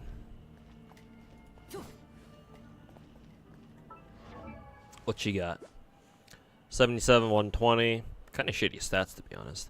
35, Pirate Cup. Is she running Lava Walker? What the No, it's not Lava Walker. She's getting resist for every single element. Yeah, this is the Bond of Life artifact set. Attack and then Bond of Life, blah blah blah. 888. Actually, that's kind of curious. What is she getting resist for anyway? Yeah, why did she have global elemental resist? Wonder where she's getting that from. Maybe her talent somewhere or something? Yeah, it's from her talent. Gains 1% elemental and physical resist for every 100 attack. I kind of wonder if this is even going to be useful at all. I guess we'll see. Okay. Spent 50 and no Arlecchino. Oh, that's how it goes sometimes. Would you say PGR, Snowbreak, Counterside, or Gross Frontline 2 are games that are all worth trying to start in 2024? PGR, yes. Snowbreak, only if you enjoy shooters. That's kind of its main appeal. It's the fact that it's Snowbreak is surprisingly the only shooter gacha that I personally know of. There might be others, but I think it's the only one that I play. And when I say shooter gacha, I don't mean like, oh, but like Overwatch is a shooter gacha too, because it's got loot boxes. No, I don't mean that. Like as in a shooter game that's like firmly entrenched in the whole gacha genre thing. Where, like, yeah, the characters are kind of the point you're trying to go for. So yeah, unless there's, like, another, like, shooter gacha out there that's, like, you know, what I would consider to be an actual gacha game, no, Snowbreak is the only one out there that I know of. Probably the only one out there right now, period. Because even though Girls Frontline and Girls Frontline 2 and Blue Archive are all gacha games about girls with guns, they're not exactly shooters. So, I don't really call them shooters. So, play Snowbreak if you enjoy, like, actual shooters. Because Snowbreak is a third-person shooter, kind of makes sense, right? Counterside, I haven't played it. I don't know what it's like. And obviously I don't know how good of a gacha game it is. But, one thing kind of irritates me about that game, so I forever have a bad opinion of it, or a bad impression of it, and that's when they did their Hololive EN Gen 1 collab, and for that collaboration event, they didn't even make the Holo EN, the Holo Myth girls, like their own unique characters. Like, they ended up just being like skins for pre-existing characters, which that rubbed me so hard the wrong way, dude. So, like, just because of that, just out of spite, I don't think I'll ever try Counterside. Cause they did that collab event so fucking dirty. So yeah, they can go fuck themselves. So fuck Counterside. Don't even care if it's actually a good game or not. They botched that collab so hard. I'm probably never gonna fucking try it ever again. I mean, I never tried it to begin with, but like that guarantees that I'll never play that game. So they can go fuck themselves.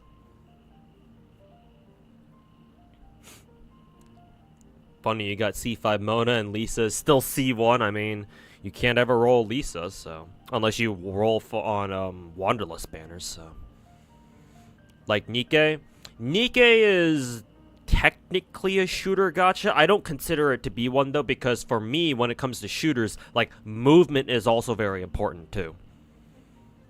But obviously, Nikke is not a. You don't have any movement in Nikke. You just aim and take cover. That's it.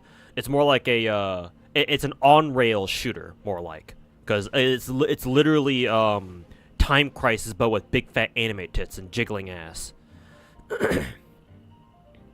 So, I mean, if you want to call that a shooter, fine. But, personally, I don't consider it to be a true shooter.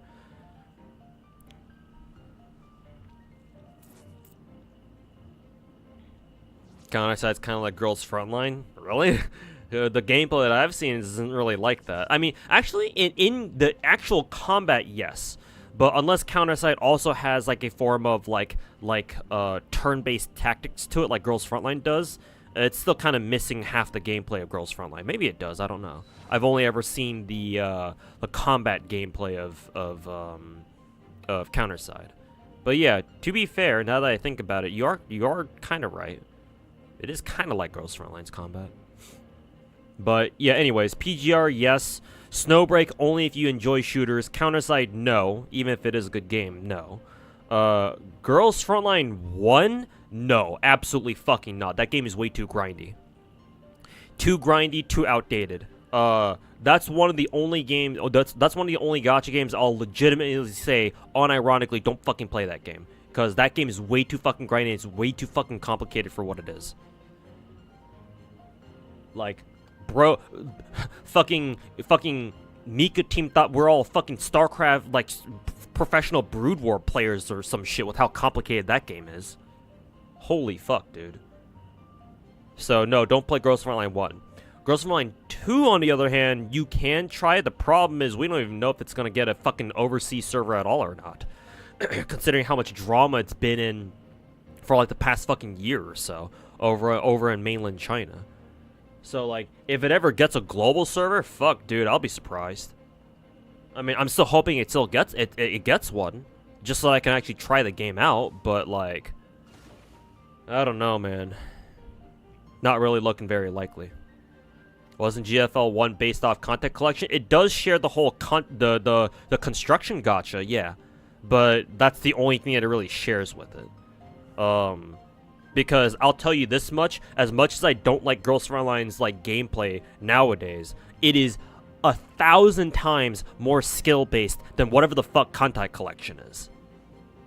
So, only in the sense that it has a construction gacha, but not much else. GFL got way too niche and too power creepy. I mean, power creep wasn't... I mean, you are right. I mean, if you want to see real fucking power creep in a gacha game, go look no further than fucking Girls Frontline, for sure. But I care more about the whole too niche part. I mean, it doesn't even have to be niche. It's just the game is so fucking complicated and it's so fucking grindy. Like, new players just cannot get into it at all. Like, GFL is the definition of anti-casual. Like, if you play Girls Frontline to any degree, you are no longer casual, just by default. So, yeah. Is that drama still going on? I mean, I'm sure the Chinese players have not forgotten. And as far as I'm aware, Mika hasn't, to the Chinese players, Mika team hasn't apologized enough. So yeah, as far as I'm concerned, they haven't, like, the drama still hasn't ended yet. Like, maybe, like, it's not on fire. Like, maybe the servers aren't on fire, but, like, the embers are still smoldering there, if you know what I mean. Would I try out Uma Musume? Not really, but if it ever got a global version, I know a couple of IRL friends who would definitely get on. Because, like, some of my IRL friends are from Vermont, and their families, they come from a family that's traditionally been very big on horse races. So, like, out of obligation, they're probably going to pick it up. But, I mean, that's a huge if, Uma Musume getting a fucking global server at this point. But would I try it? I don't know. We'll see. I do like some of the characters. I'll say that much. But would I actually play it myself? I do not know. You mean required quote-unquote skills? Oh, you've never played Girls Frontline 1, have you? Like, Nika, unless you were talking about something else. But, like, when you made that comment about how, you know, require skills instead of pay to win, in Girls Frontline 1 would probably be one of the few gacha games that actually legitimately requires skill. And if you don't recognize it, you've never played the game. Got Tignari at 30 pulls and then Arlecchino at 20. You're scared? Oh, double early 5-star, huh? Hey, well, we take those, you know? We take the luck wherever we can get it. Thanks for all your insight. Any other suggestions you might have to give it a shot? I just realized that my Girls Frontline is on an infinite update loop. I'll have to fix that later. Out of the games here, I would recommend... Let me also back out of my FGO event thing. The two games that I would recommend as, like, actual games are Ether Gazer and Arknights. Arknights, I still to this day believe Arknights is the best gacha overall in the world. Like, the best gacha game that you can play. Or at the very least, it's the best gacha game that I play. And I would be surprised if there are any, like, serious competitors to that title. Aside from, like, fucking Genshin Impact, just off the merit of how fucking popular it is. Like, Genshin is a good game overall, even if there's a lot of things about it that I don't quite like. But Arknights is far and away the best gacha game in the world. In terms of, like, an overall experience that it provides. Like, it's the full package. Good fun story. It's a little long, but if you like that sort of thing, that's perfect. Actually, legitimately skill-based gameplay. Only problem is that it's tower defense. If you don't like tower defense games, then, you know, not really much of a point trying Arknights then, because it's basically all it is. Great cosmetics, great characters, decent gacha system. Decent, could be better, but, you know, could also be worse. So yeah, I can vouch for Arknights any day of the week. Ether Gazer, similar stuff too. Good gacha. Yeah, let's go with good gacha game system. or gacha system. It's basically Genshin, but like 50% better. Because lower soft or lower pity. Technically, there's no hard or soft pity. It's just a pity. But it's got a Genshin like gacha system where you do 7 multis, you're guaranteed a 5-star or the top rarity, and it's on a coin flip. If you lose the coin flip, your next one's guaranteed. But it not only is a lot more generous, but also their weapon. They also have a weapon banner, but it's not like a traditional weapon banner that you might find in Star Rail or Genshin, where you have to roll for a weapon specifically. The way Ether Gazer handles their weapon gacha is a little bit different, where it's a permanent banner, and instead of rolling for specific weapons, well, it's not really weapons, they call them functors. It's like their equipment, basically. You can roll for like a sort of like a mold, I guess. I don't know what else. What are used to call? What are the word to use here to describe it? But basically, you can roll a character's like unique weapon or their unique equipment literally anytime you want, and give it to them anytime you want. Is basically what it boils down to. It has limited characters, but if you roll the limited character and you want if you decide you like them a lot, but their banner's already gone, you don't need to worry. If you want their weapon, if you want their unique weapon or their equipment or whatever, you can roll for it at any time. And because you're rolling for like a mold, there's no such thing as losing the weapon banner. You're always, as long as you get a 5-star, you can just change that mold to whatever specific unique equipment you want for whatever character, as long as they're the same, as long as they're the matching faction, I guess. Mythology, because Ether Gazer characters are based off mythology. So, as long as you make sure to remember to match the weapon rolls as mythology for the character you're trying to roll them for, then yeah, you're good. So, yeah, those 2 games are the ones out of the games that I have on here are the ones I would legitimately recommend. Like the first 2. Other games that are kind of like honorable mentions are Nikke and Star Rail. And of course Genshin too, but that's kind of like lowest priority. Nikke is a legitimately good game too. It's an idle game though, so if you're not very familiar with idle games, or if you like games that, you know, you actually can play for as long as you want, then Nikke is not exactly the game like that, because again, it's an idle game. You only play it for like, you know, an hour or 2 a day, come back to it 12 hours later to grab your resources from defense outposts, and that's it. There's always an event going on, but usually you can just get your dailies done like a day. The most exciting part of Nikke gameplay is whenever there's like a union raid or like a solo raid going on. Then that's actual endgame content, but other than that, still a good game though. Very high production quality. And then obviously Star Rail, you already know about it. Star Rail is, as a game, it's 10 times better than Genshin. So.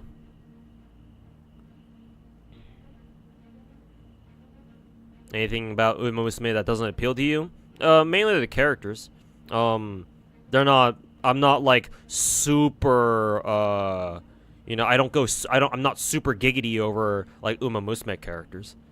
Again, some of them I like, but none of them are like, you know, oh my god, they're like Tamakaster waifu quality type of character designs. Like, they're not like fucking, you know, Bremerton from Azure Lane, or Mika from Blue Archive, or, you know, God forbid, like Kokomi from Genshin Impact.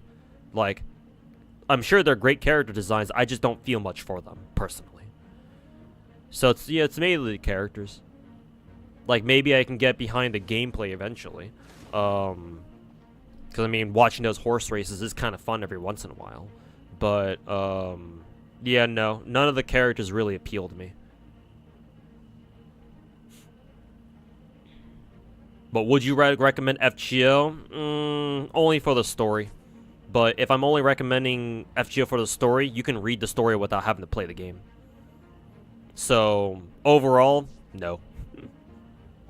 Have I tried Olympus Company? No, but I do want to try it one day. I just can't right now because I simply don't have the time. But I do want to give it a shot one day. That and Reverse 1999. Actually, yeah, the 3 games that are currently on my I want to try but I don't want to commit to them yet list are PGR, Limbus, and 1999. I would like to try all those games eventually. Just not right now.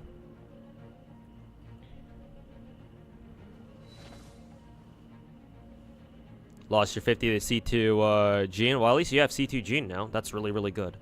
Now you can actually run the team that I run, Naruto. Well, actually, you always could. But then now your Raiden, Yelan, Nahida, and Gene team can be as strong as mine. Thanks to Gene's C2. So I mean, hey, at least you got a really good constellation there. Shout out to Limbus. Yeah, I hear Limbus is a good game.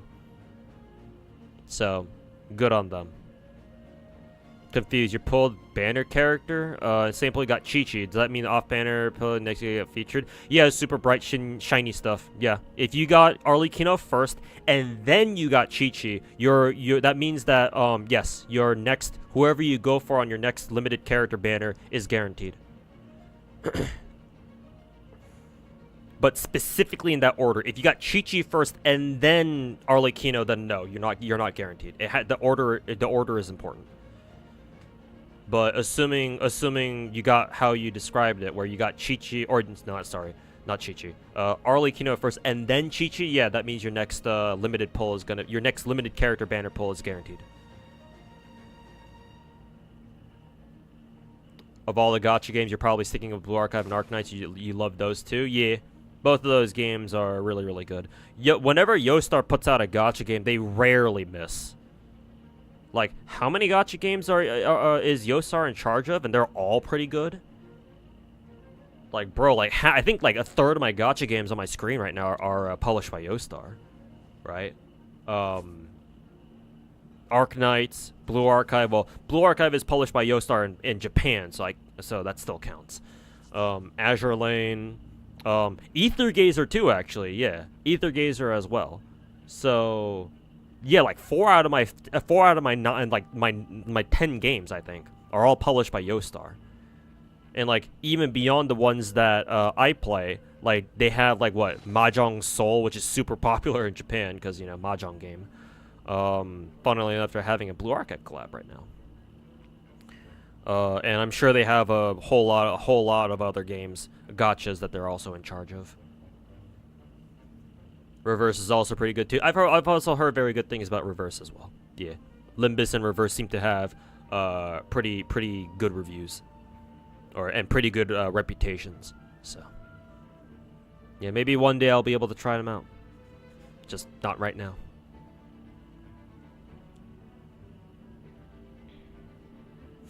Am I looking forward to Z3 on July 4th? K-Kona? Yeah. Yeah. The gig's up. Z3 will probably be released around early July. And so, yeah, I'm looking forward to it.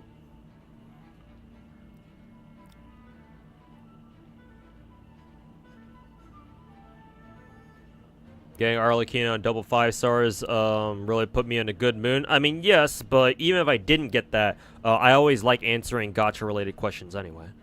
So, I mean, the luck that I got earlier today off Arlecchino's banner certainly has done a lot to make me sound happy. Like, hell, you can't really blame me for that now, can you? Very easy to feel very excited after that. But even if I didn't, even if I got completely shit on by Genshin Gacha today, I would still answer those questions.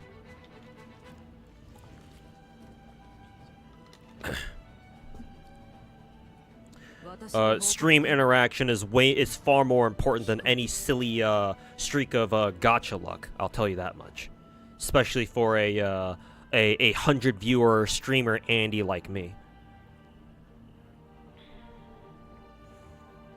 Blue Archive has good gameplay, but can't get over the fact that most of the characters in that game are lollies. I mean, yeah, if that turns you off, or if like that bothers you, then yeah, obviously don't play. And also, I would disagree with Blue Archive having good gameplay. I think Blue Archive is actually trash when it comes to its gameplay. It's got a great story. It's an extremely good casual game. and that's how you should play it. But gameplay, good? Nah, you got the wrong game, man. Blue Archive is absolutely fucking butt cheeks in terms of its gameplay. What are your thoughts on Netmarble? Netmarble can go fuck themselves. If possible, I would like to watch them burn in hell. That's how I feel about fucking Netmarble.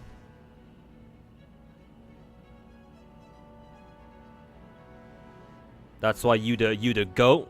I mean, hopefully more people see me as that too. Gonna need a new phone for Z3.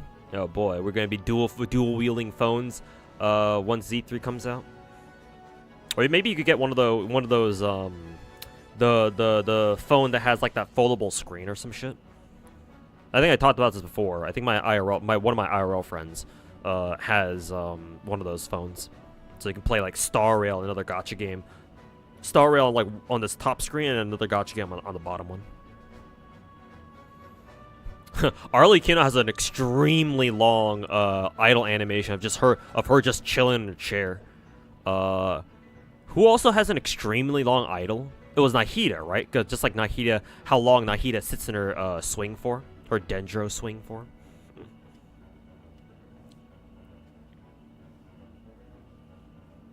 The Blue Archive lolly memes gaslight you into thinking that it has more lollies than it actually has. I mean, I guess so, yeah. Because, like, half the characters in Blue Archive are legitimate lollies, but the other half are underage, but they have huge tits. Well, you know, you can always get both, too, in some characters. Who's the one I'm thinking of again? Kaede. I mean, sorry, what? Everyone hates Netmarble, even the Koreans. Good. Fuck Korean publishers. What about Nexon? Fuck Nexon too. Same thing that I feel about. Same thing that I feel about Netmarble about Nexon too. Any trash, exploitative, game ruining Korean publisher, they can go fucking burn themselves in hell. Fucking let me turn into Asian low tier god for a quick second and tell almost all Korean big name Korean publishers to unalive themselves right now. You serve zero purpose. You should Sudoku yourselves now. The only reason why I tolerate Nexon slightly is because their in-house developers made Blue Archive. And it kills me to know that I wasted another fucking $2,000 or $3,000 spending on Blue Archive during the first year that it was out for the global server, only for me to find out that it was published by motherfucking Nexon of all people. It's like, Jesus Christ, I wasted 9 years of my life playing Combat Arms, and I quit that game only to come back to another Nexon game. Holy fucking shit, bro. Like, talk about a cruel joke. You got a question in video editing? What is the volume I sound when I export them? When I toggle the audio, or when I mess with the audio, I crank that shit up all the way up to like 5.0 or like 5.5. Maybe all the way up to 6.0, 6.1, depending on how low the volume of my video clips are. My recording software records audio on a very low, so I have to fucking crank that shit up on Sony Vegas manually myself, so you guys can actually hear it properly. Not only that, but not only do I actually toggle the sound toggle, whatever it's called, but I also increase the volume amplification level too. Because, so, you know, in Sony, right? If you click on the audio file, if you press, I believe it's V, the V key, V as in Victor, when you have an audio file selected, Sony Vegas should give you like a bar, like this blue bar that you can raise up or down. That's your volume amplification level, like its own. So basically, you have two ways to increase the volume on your audio files. That's the second one. The first one is obviously the toggle to the left. The second one is the blue bar that you can increase up or down by pressing V on your audio file themselves. So I do both. I crank up the volume, the audio amplification on the left. I don't know what that's called, but whatever that is, I crank it up to like anywhere from 5.0 to 6.0, and then the volume amp on the audio file itself, when you press V, I crank that up all the way up to like the top, or not all the way, but like very slightly below it.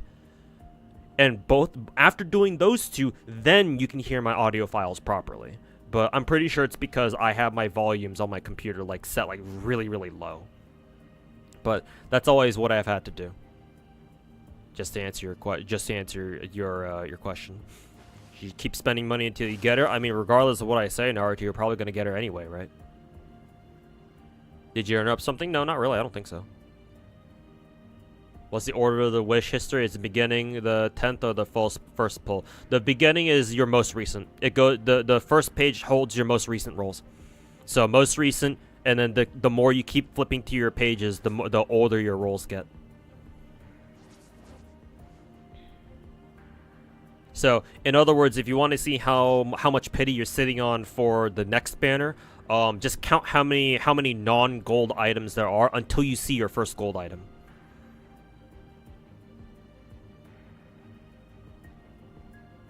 Hey, Complex, thanks so much for the 9-month resub, man. Welcome back. What's up, Mr. 2? Have you rolled for Tavot's best daddy yet? Yes, I have. I got very lucky with her, too. Won the coin flip on the soft pity, and then got both a spook weapon and then her own signature right after in the same multi. So yet another double weapon pull for me.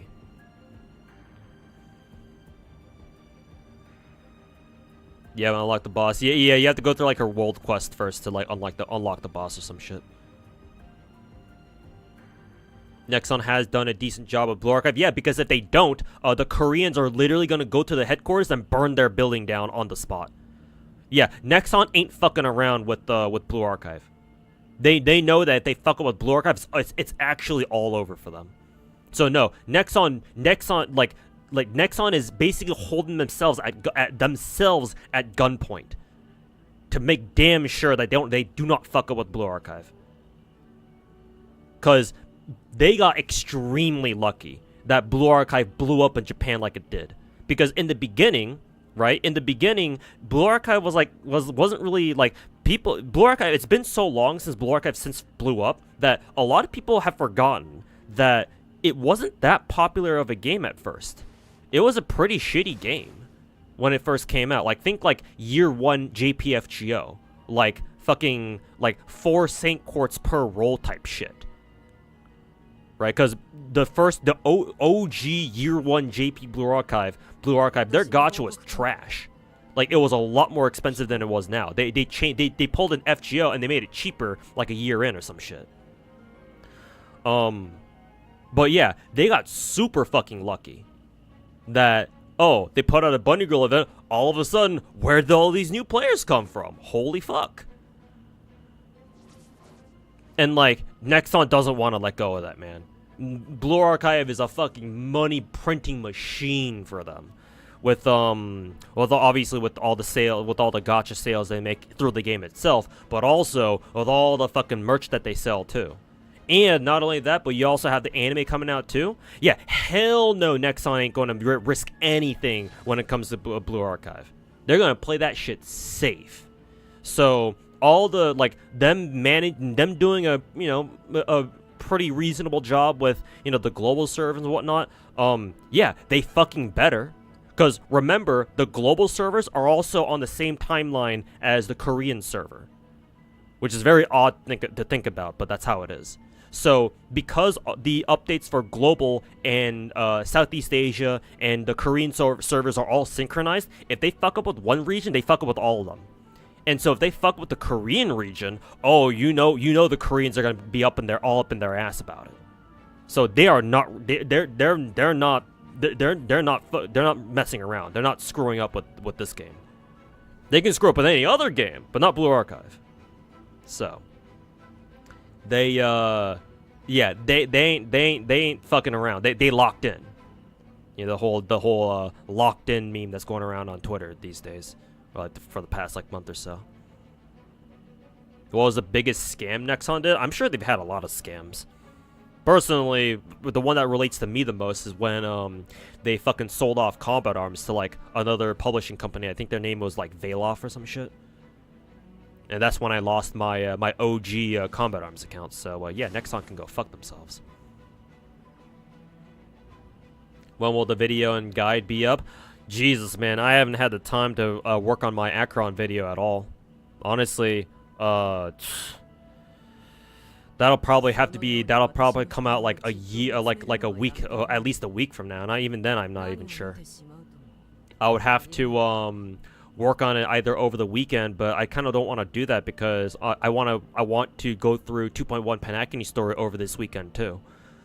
So me having a job now, I just don't have time. I just don't. Hey, congrats, Enra. Thanks, or good to see that my streamer luck has bled over.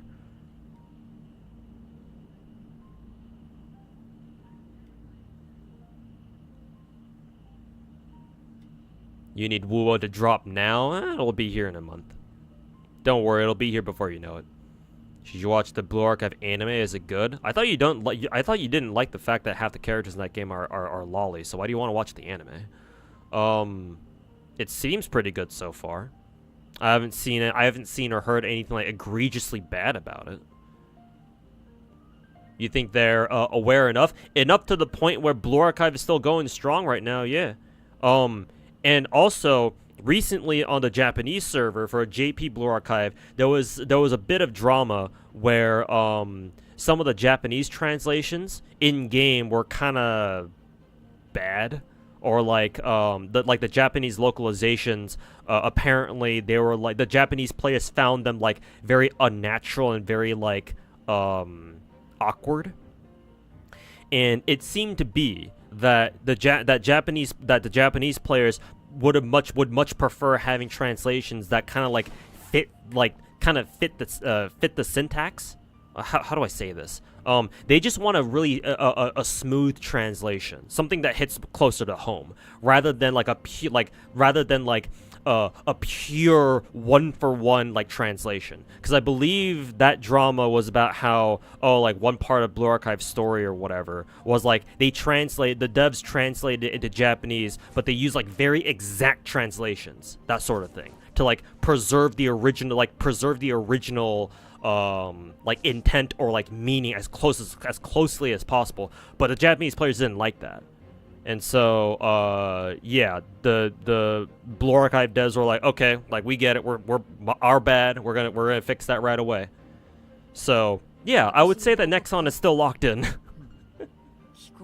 They do not want to piss off the Japanese players if they can help it. They used AI. I don't think they did. If they did, then yeah, I would think that would have been a much bigger drama than what it was. But it wasn't that big. It was resolved pretty quickly. So I'm pretty sure it wasn't AI.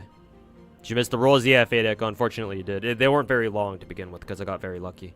Well, I mean, they weren't gonna be long anyway at all because I just don't have that much to roll anyway.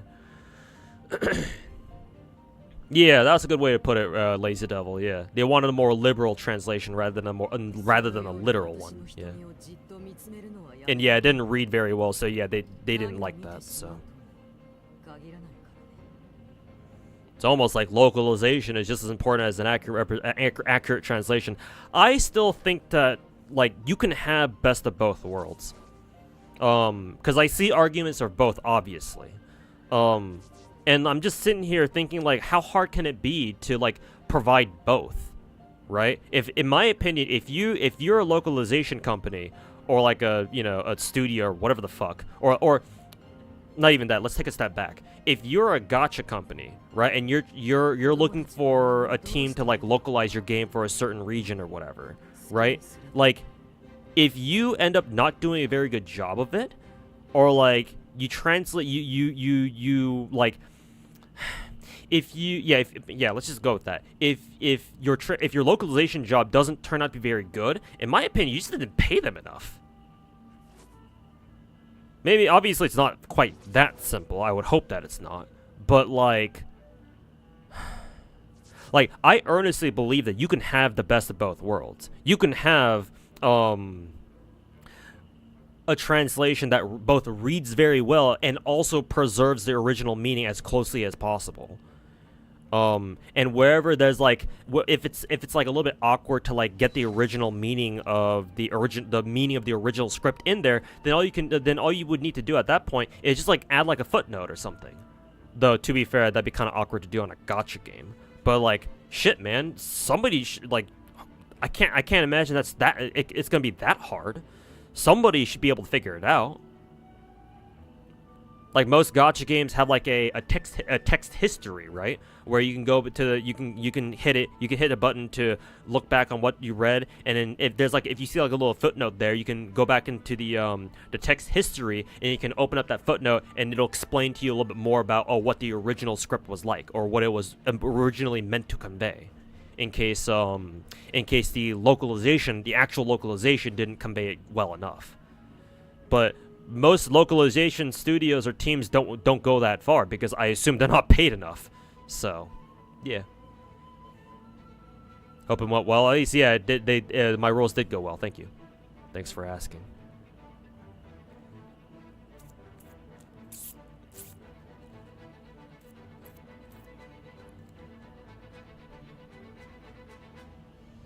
It's because translators are given very little time to work. Yeah, I can see that happening, and especially with gacha games being on very tight update schedules. Yeah,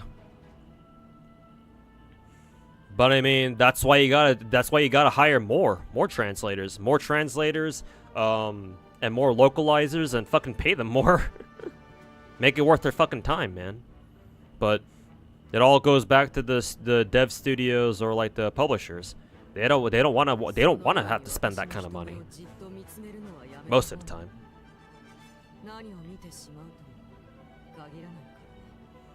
Nexon's done a better job than Crunchyroll. You can name them directly. I don't fucking care. Cause yeah, Crunchyroll can go fuck themselves too.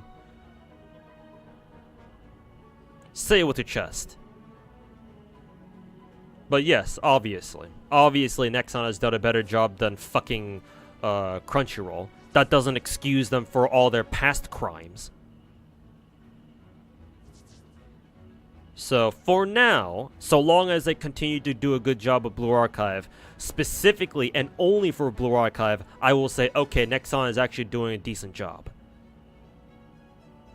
But as soon as the topic changes to something else, then no, they can go fuck themselves with a 10-foot pole. Netmarble is still trash? Yeah, I would imagine so. Hyped for Nikkei 1.5 anniversary event tomorrow? Yeah. Crown, Kilo, New Modernia costume. Hopefully my paycheck comes in quick.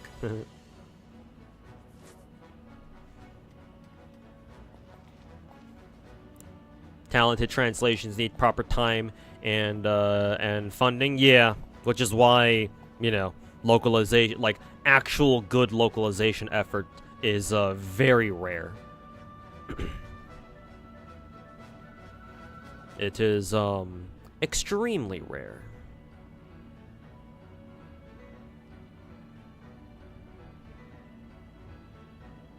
Anyways, let's check out Arlecchino finally after yapping for like the past 30 minutes or some shit.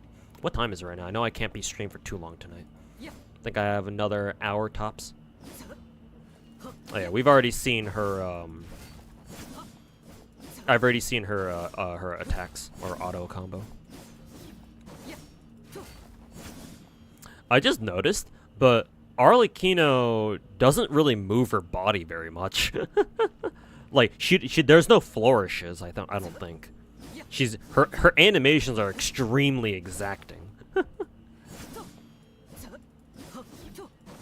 Like I think I know why her auto attack animations look so stiff. It's because her legs barely like spread. I know that sounds very awkward, but Arlecchino's legs don't even like spread further than like a foot or two. Like, she always has her feet together, I think, almost all the time. It's kind of awkward. It's kind of funny.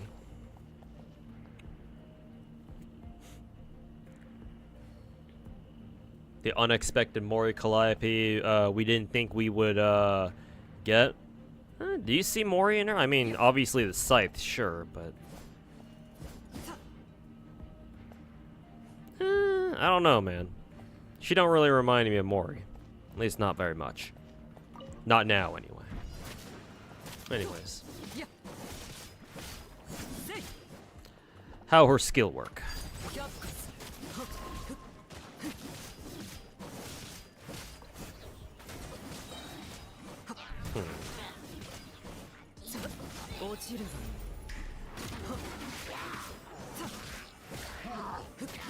So it's not a pyro infusion.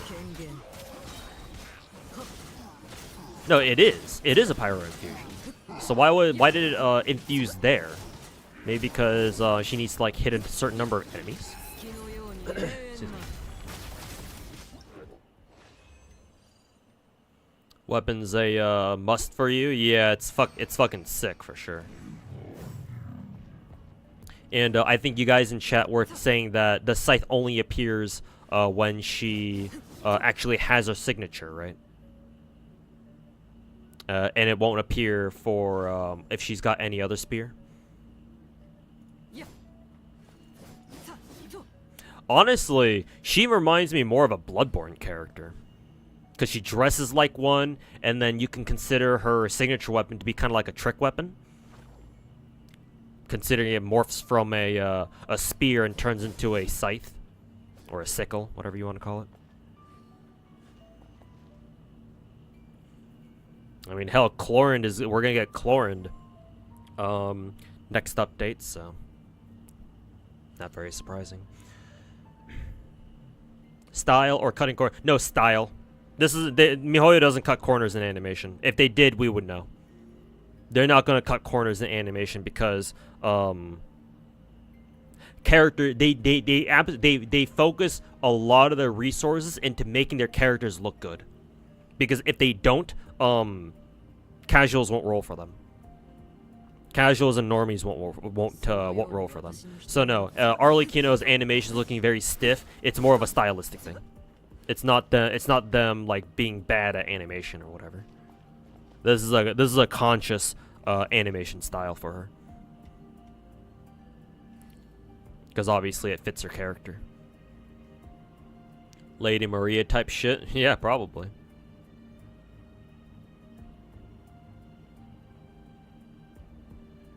You do get a scythe, but like a shitty one, like with like a yellow heel. That's funny. Budget scythe. Yeah, because if you use Arlecchino's skill here, against only 3 enemies, she doesn't get the pyro infusion.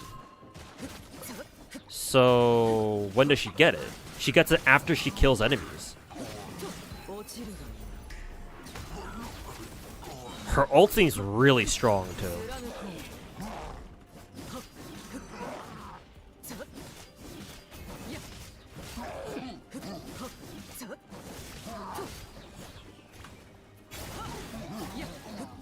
Her charge attack is very cool, though. Okay, so I think I get it. So... She doesn't get the pyro infusion until she scores a kill, I think. I think that's how it works. So she puts her skill on enemies, and then... Or, yeah, on enemies. And as soon as she kills one of them, 1 or 2 of them, however many she needs to kill, it ignites her normals. That's what it feels like?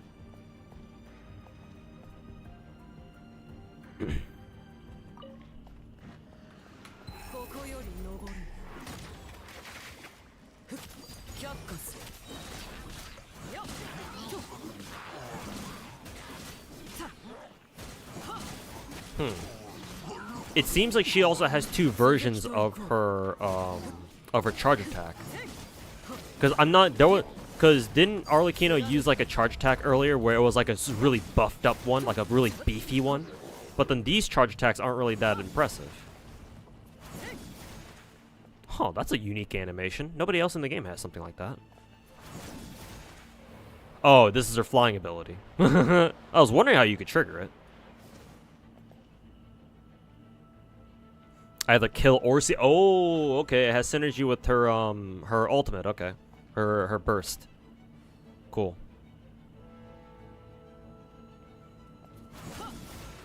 Yeah, so you hold charge attack for her to fly around a little bit. I don't like that it's tied to her charge attack though, because remember charge attacks consume stamina. It's like consume stamina and then you can start flying. I guess it doesn't take that much stamina, but still.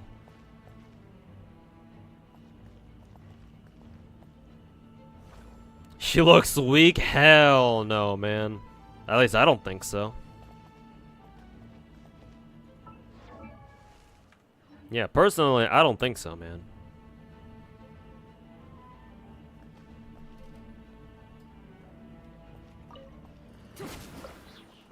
Oh, that's funny. She still has her pyro infusion.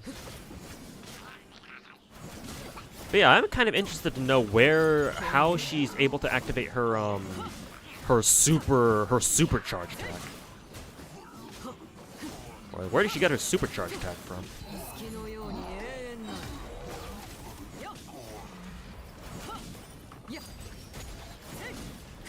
Maybe I was just seeing things?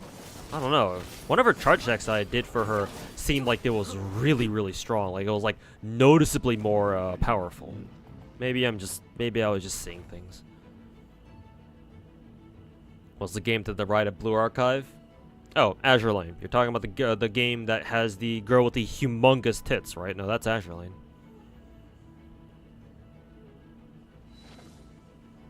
You have to farm the new artifact set for Arlecchino too. Yep.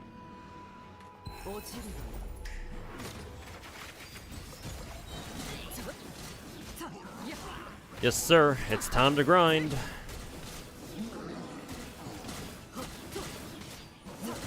Ow.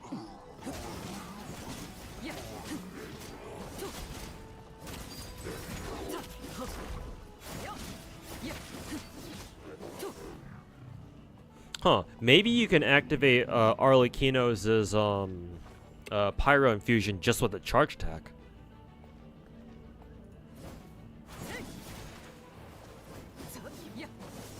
Also, how long does her fucking pyro infusion even last for? Because I think she's still pyro infused, is she not? Maybe when her skill resets? No, it's literally still pyro infused. What the fuck? She gives herself a permanent pyro infusion?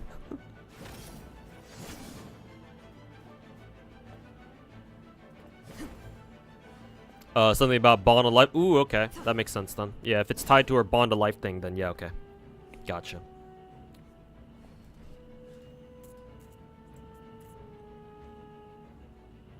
You have to wait for one of the passives to reach 70% to do more damage. Oh, her bond of life thing down at the bottom.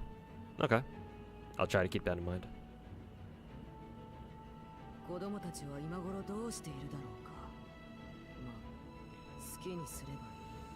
Okay, but yeah, I feel like Arlecchino is still really good. But I'll know for sure once I actually get my own Arlecchino up to par.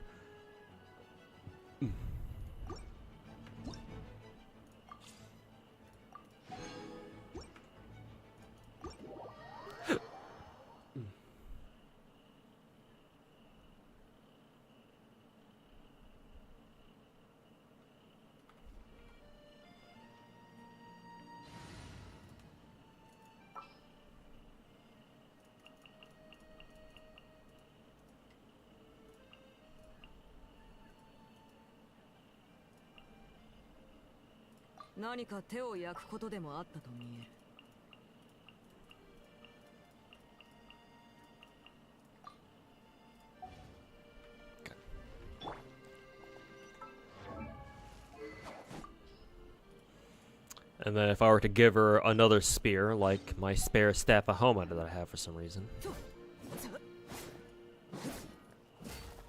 Okay, yeah, I see what you mean by that. Yeah, she does have like a scythe outline. But yeah, it's not quite as epic as the one on her signature. I mean, it's still kind of cool that even if you don't have her signature, Mihoyo still gives you, or Arlecchino still gives whatever weapon she's using a kind of a scythe blade to it. Honestly, in a weird sense, that's also really cool too.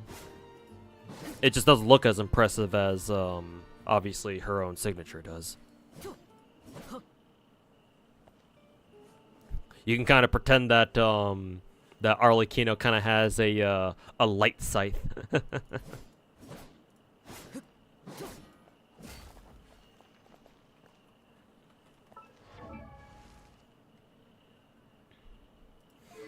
It used to be more dull, but they changed it because it looked too bad. And well, that's a good thing then.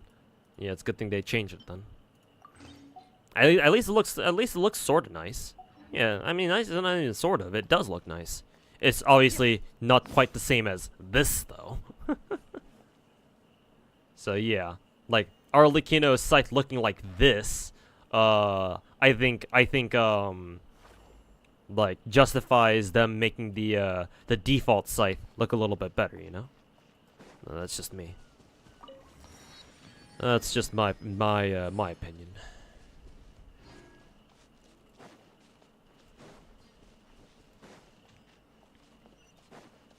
Let's see what okay. Oh yeah, we do have another portal. Oh, we need to change Arlecchino's wing glider.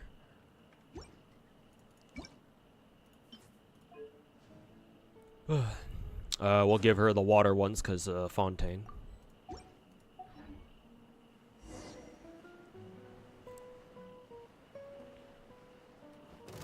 Homo also looks pretty good on her too. Yeah, funnily enough.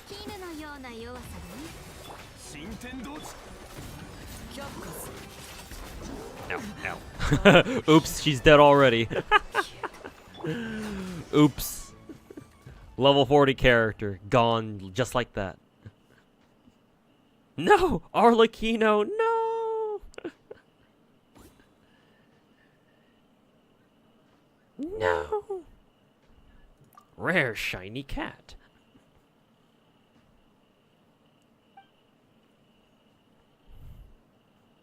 With Robin, Firefly, and Chlorine showing up, you might have to sell your kidney at this rate. Yeah, imagine how I must feel.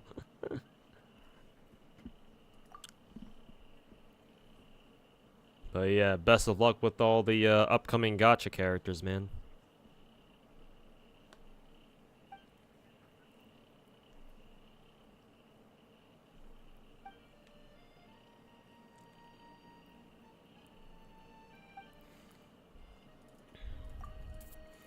Alright, as much as I would like to appreciate the story, we gotta go meet up with that that world boss real quick.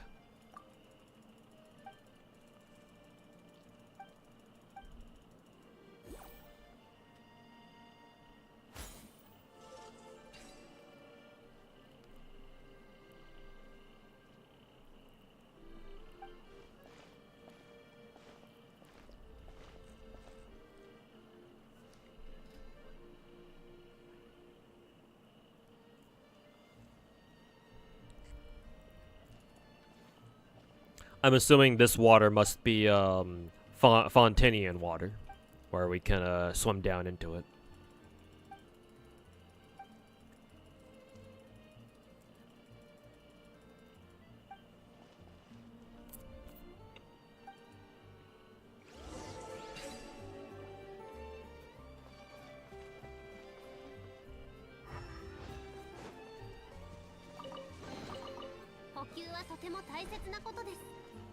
Let's see. Let's revive Arlecchino real quick.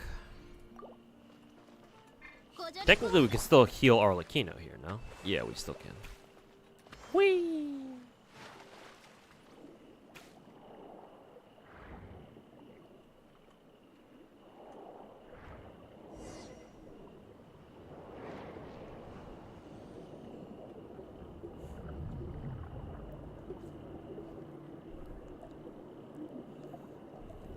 He'll be up for sale soon at this point, yeah, or at this rate.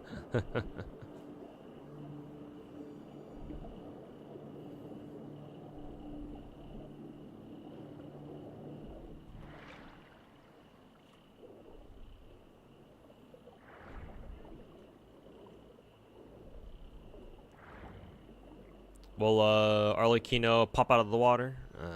I don't think I have enough speed for that. I assume she does, because she's Fontanian.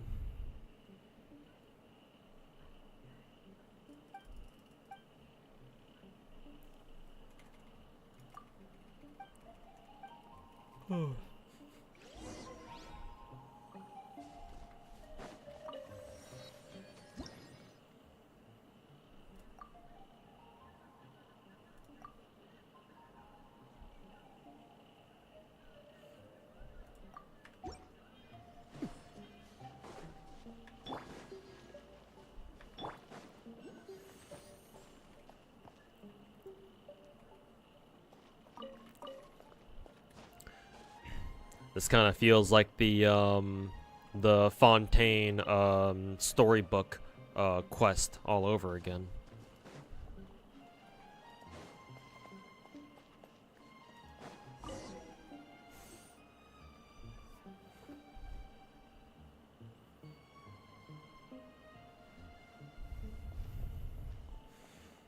Is using Jade Spear versus Homa come down to which gives you better stats, or is one better than the other? Jade is better than Homa. Because remember, Arlecchino doesn't really scale off HP. Matter of fact, she scales off attack because she doesn't technically scale with anything, I don't think. So she just defaults to attack. And then Homa's passive is useless on Arlecchino. Because it gives you a higher damage boost the more HP you have, I think. Or it gives you an HP boost and it converts what HP you have into extra damage, I think. But that works best on HP scaling characters, because obviously HP scaling characters have more HP. Arlecchino doesn't scale with HP, so her HP is going to be more normal. So Staff of Homa's passive is nowhere near as good on her as it is on somebody like Hu Tao, for example. Still a good spear, but at that point it's more of a stat stick than it is an actual weapon, or like an actual synergizable weapon, if that's even a word. But Jade Spear is far better on her because it's passive. Who is it? Arlecchino can actually use its passive. So if you had to pick one or the other, Jade Spear. Any idea of what Firefly's skills are going to look like? No idea. Not right now. We should be getting beta footage soon.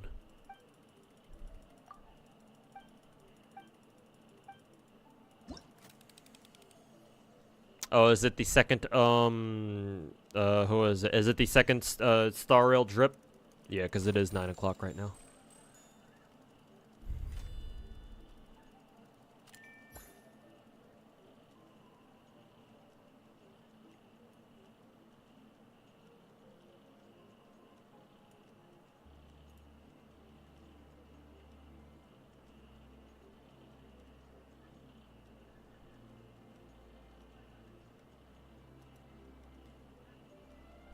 Oh, time to wait an hour and watch Twitter explode.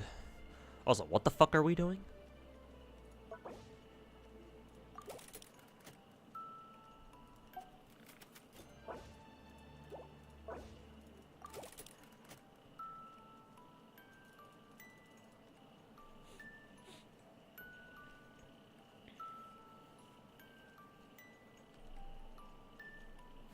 Time to awaken on FGO. Why? What's going on FGO? Need to roll for somebody?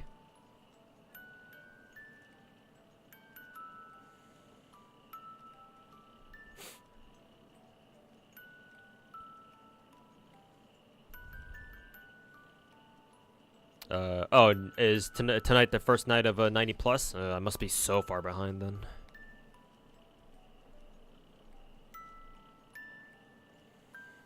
Can't save for shit in this game. MiHoYo ain't letting ya. Also, is there something I need to do here? Oh, no. Okay.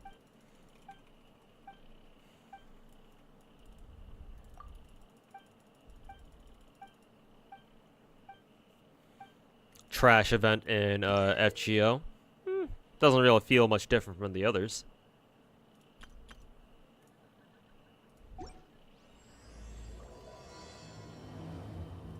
Though I have noticed that I've had to backtrack to farm like one specific lottery currency, which that was kind of awkward.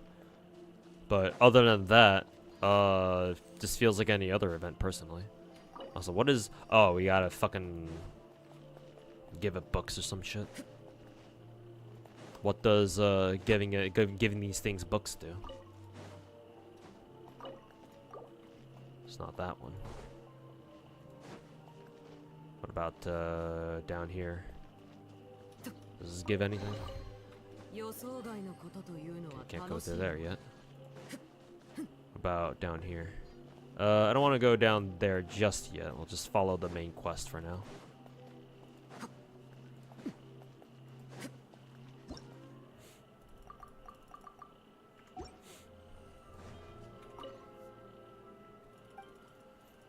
I'm gonna roll on the... Yeah, we can pet him. Oh, it's literally the event quest.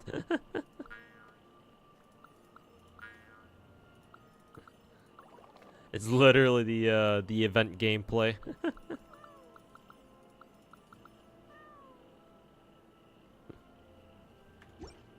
Okay.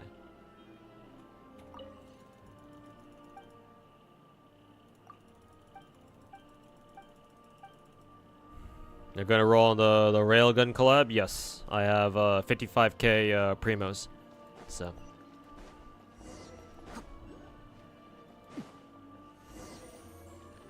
So yes, I will be rolling for them.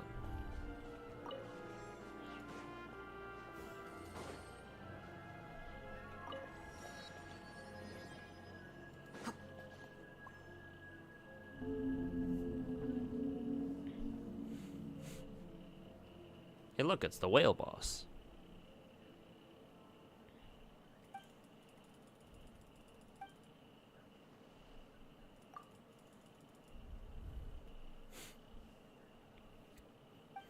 You actually lost about 500 million QP because you forgot to cash out on the lotto event? Oof.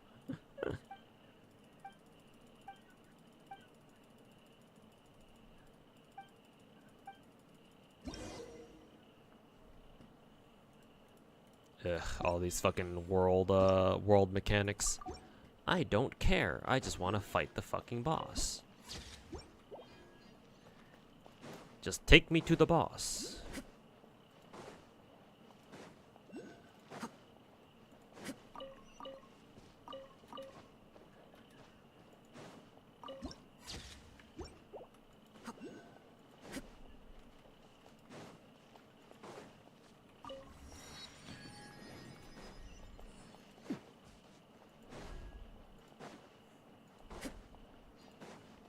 The back-to-back events have been killing you in FGO? Really? Because, like, all the events are 3 weeks now. So it's like... You should have plenty of time to get everything done. Then again, though, I suppose that it would be nice just to kick back and not have any events going on. But, like... That's kind of the opposite of what everyone wants. Or most other people would want.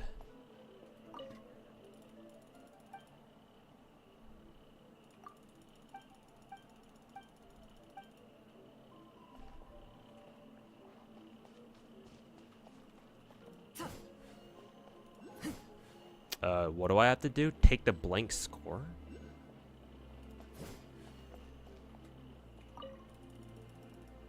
Play music is to activate on both sides, calibrate them to match the nearby notes. That way we can retrieve the musical score. What? Oh, press T.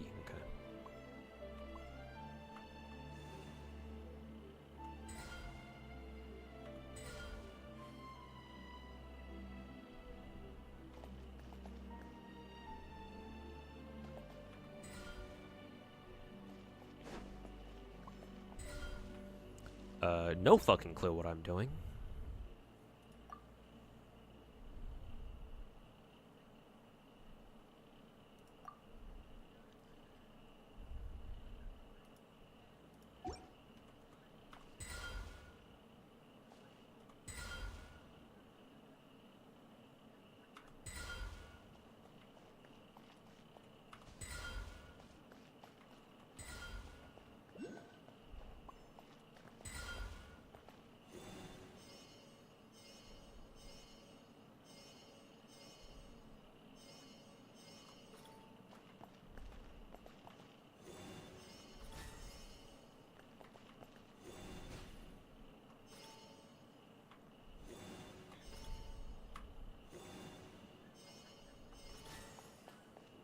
Okay. I assume I did something good.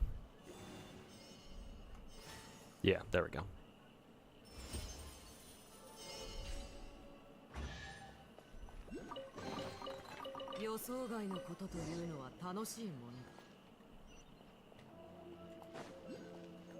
Okay. Moving on. Just need one more dead week. Begging. Hey, yo, king.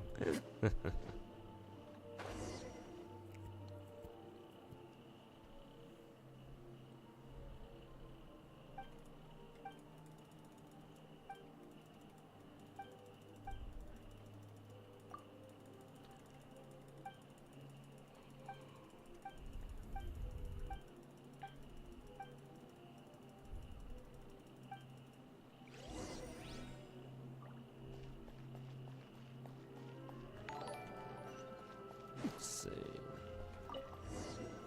Also, hey, Tyrer, how's it going, man? Thanks so much for the 4-year resub, man. Welcome back. Good to have you. Hopefully you've been doing well, my dude.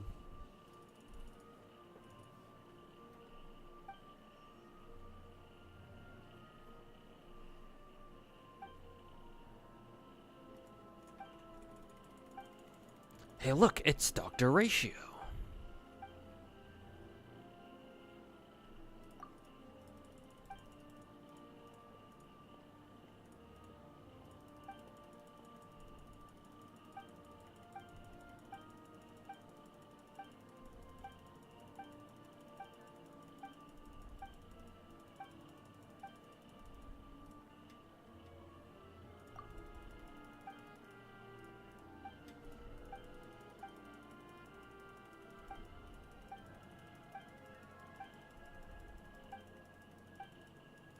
Will he be throwing a pillow at us? I mean, maybe. There's a ton of pillows around us, so he might.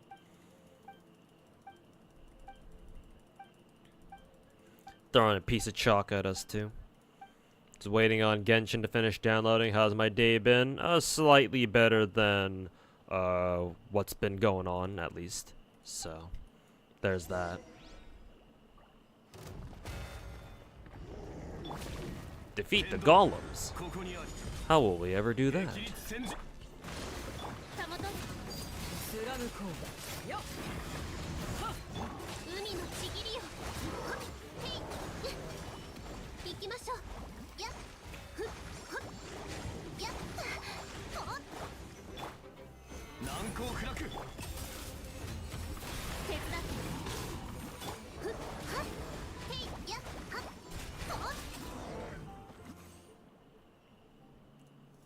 Education is important, true.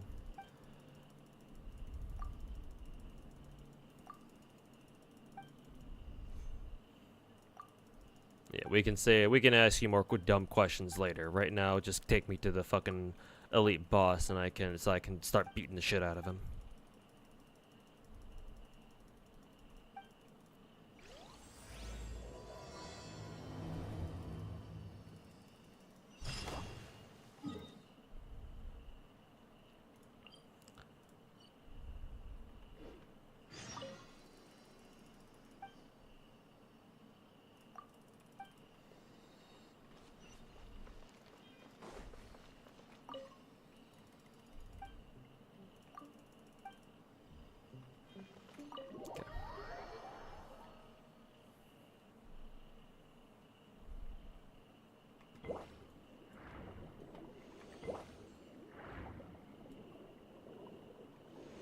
He doesn't even swim with you, he just teleports.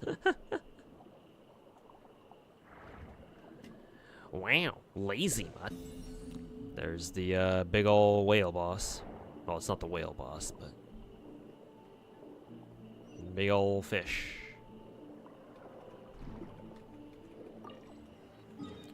Also, ooh, yeah, we are in a new region. Yeah, look at that. Ooh. New region, Pog?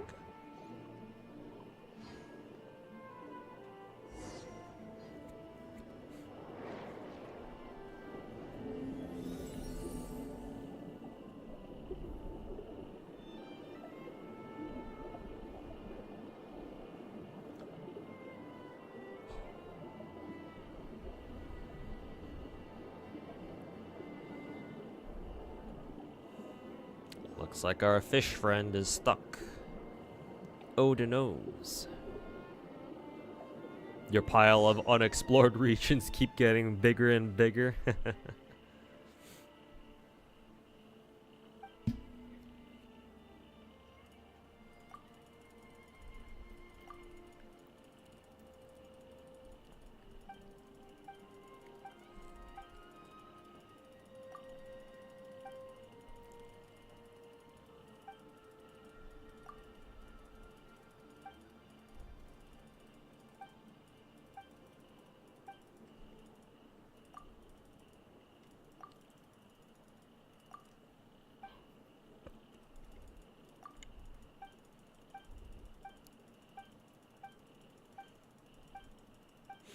Just hope with the new treasure compass update it'll help with exploration even more. It should, yeah. I mean, honestly, that's one of those updates where it's like, well, why didn't we have this from the very beginning?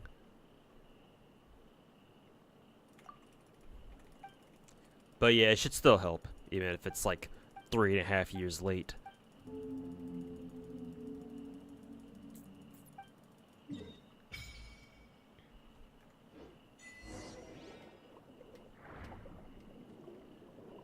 Alright.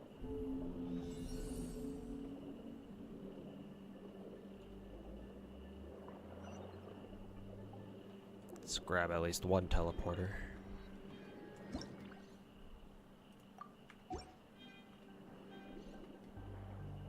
Okay.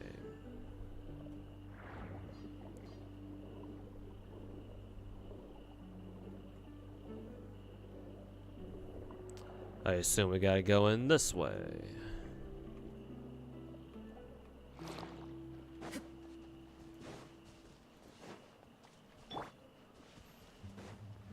Ooh, can we farm these guys now? Looks like this guy we can't fight, at least not yet.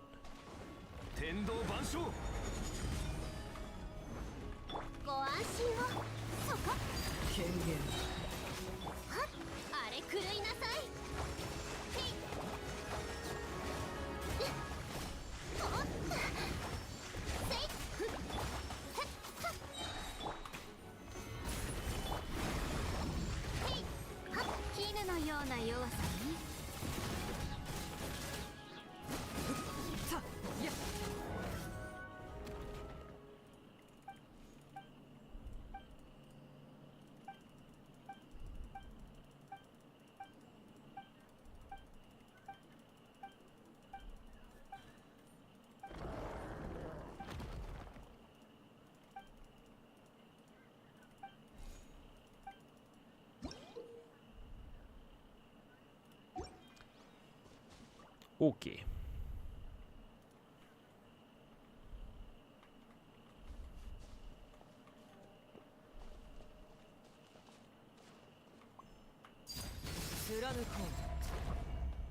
Huh. Can you hold Arlecchino's skill? Or what was that just happened? I don't know if you need to actually climb all the way up top to do that, but whatever.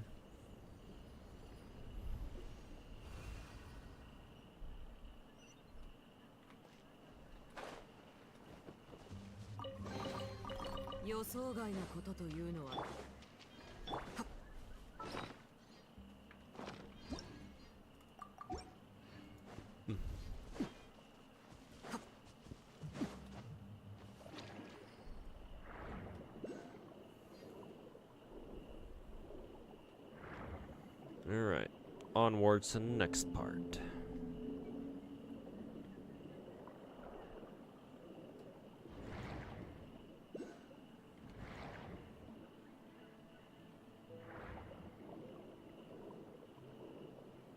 Go that way. Try to grab the teleporter here real quick.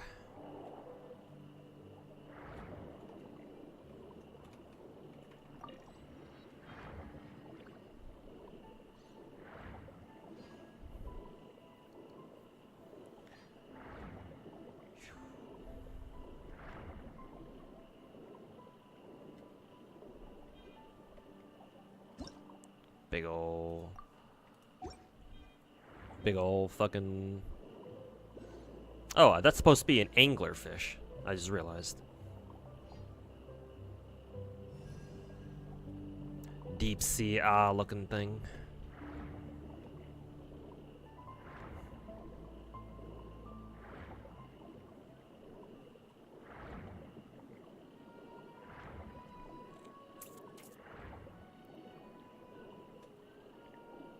Let's see. Oh, right here.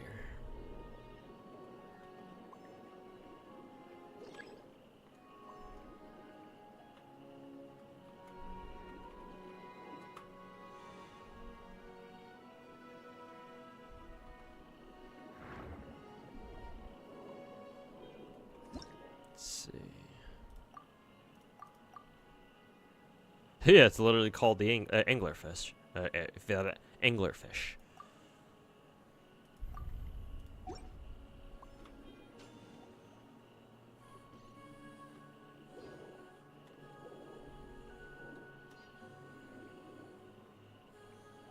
Are we supposed to stop this thing as it passes through here?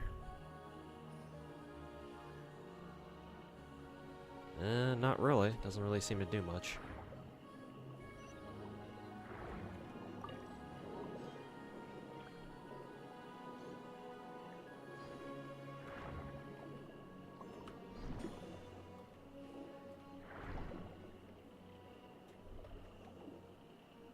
Can we just can we like kind of stop him? Ah, okay, we can't hold it, you have to tap it.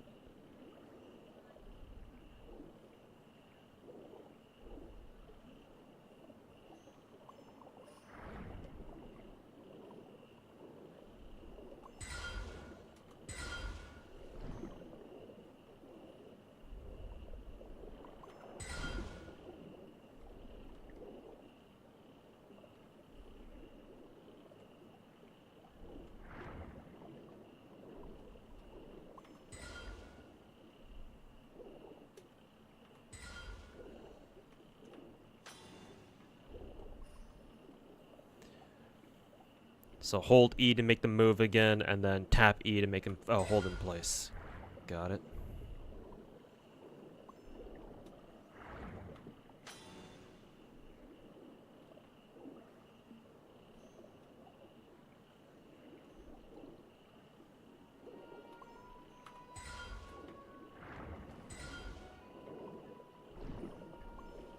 Okay, there we go.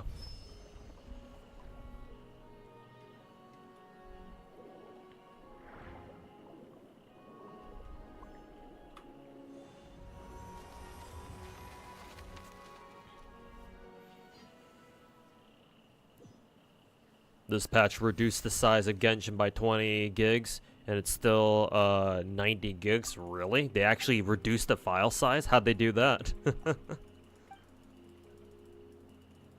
Did they finally do some data compression or whatever the fuck you call that?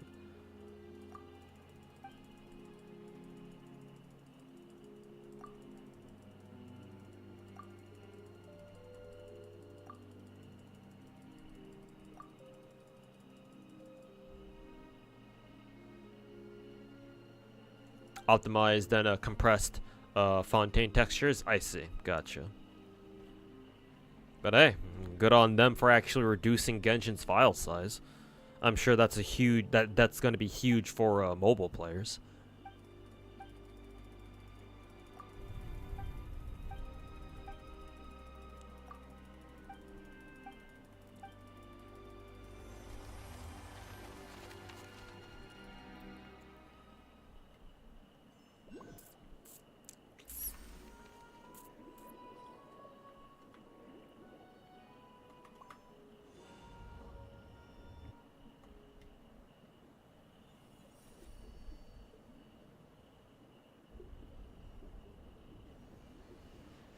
Okay, one more, and hopefully we run into the elite boss, because I actually don't have that much time left to be streaming.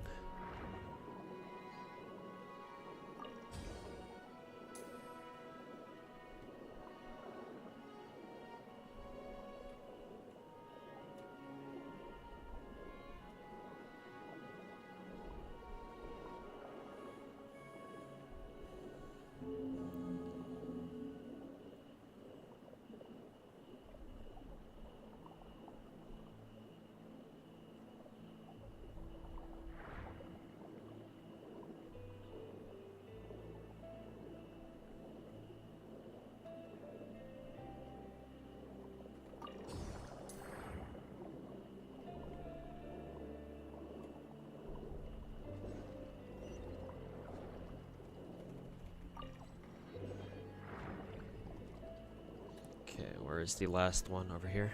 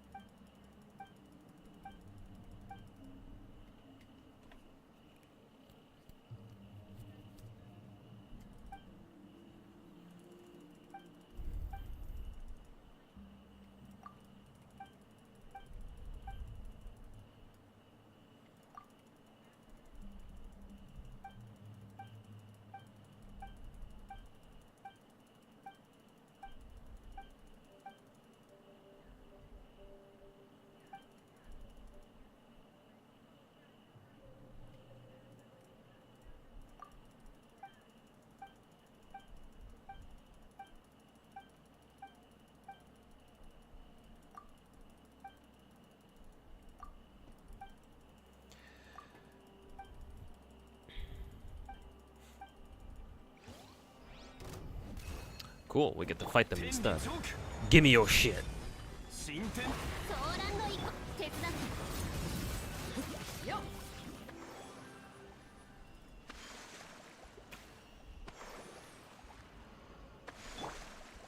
Fuck, they didn't drop anything.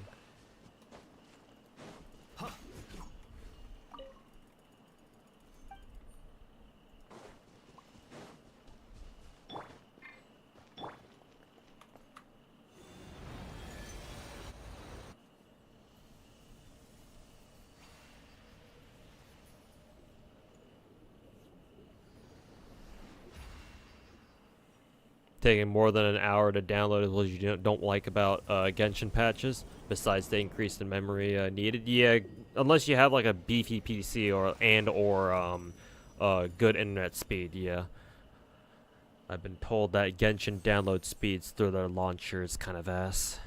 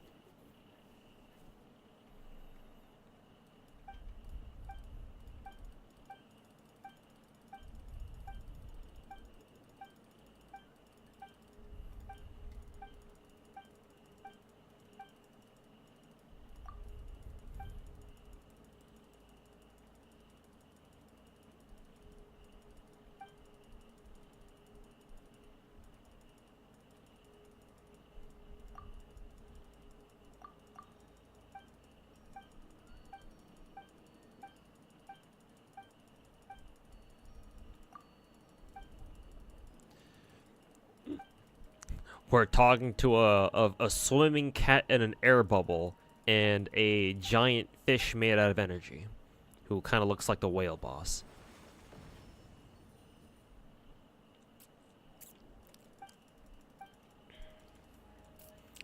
Damn, that edible I took for lunch ain't shit.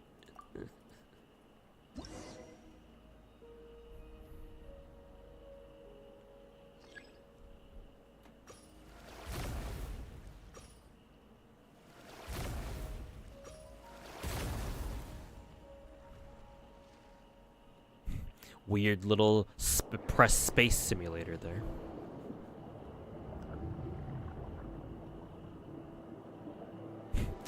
For some weird reason, the sequence kind of reminds me of Star Fox 64.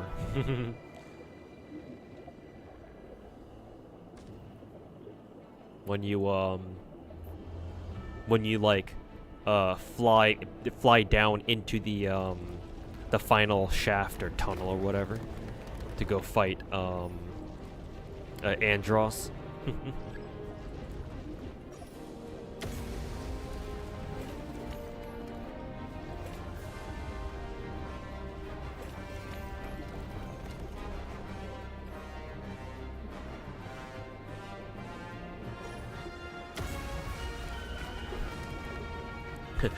Press space, quick time events. QTEs, my favorite.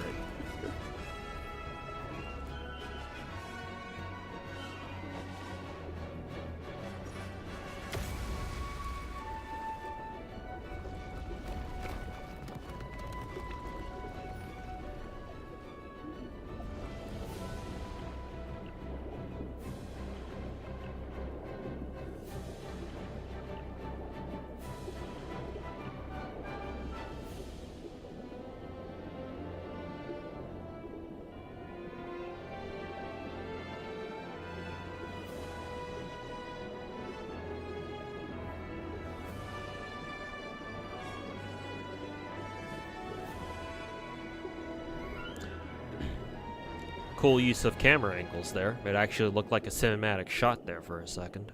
I don't think they've ever used a camera angle quite like that yet. So that's pretty cool. And look, now we're playing fucking BioShock.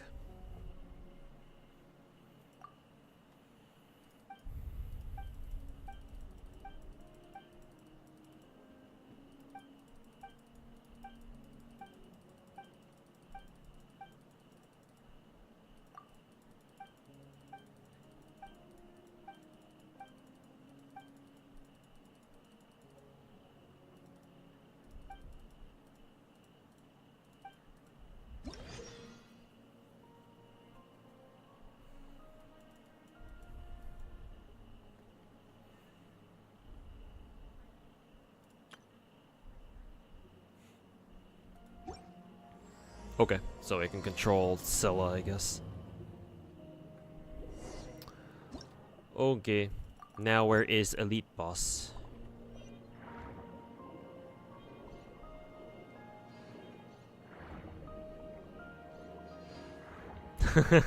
Hey look, chat, we're going over to Nero's NP.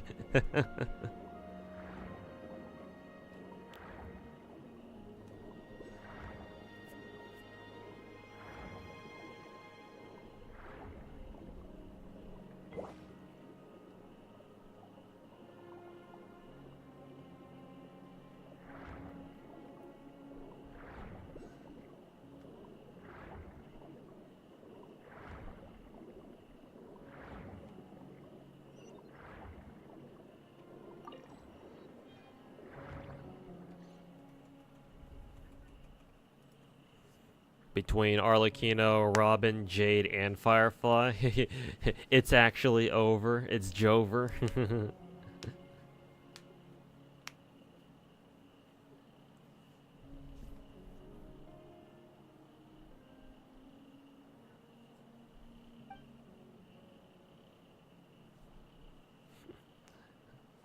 It's Jover.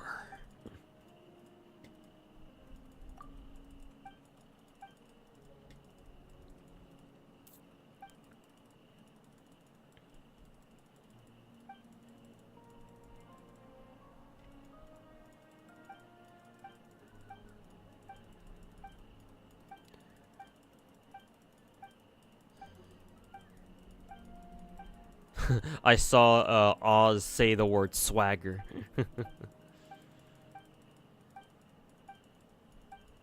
This the new area? Yes, it is. Or one of them, I should say.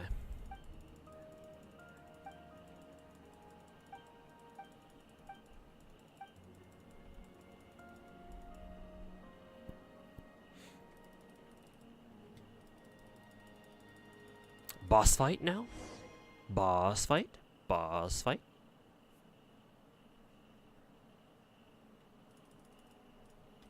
Looks like, this kind of looks like the stage.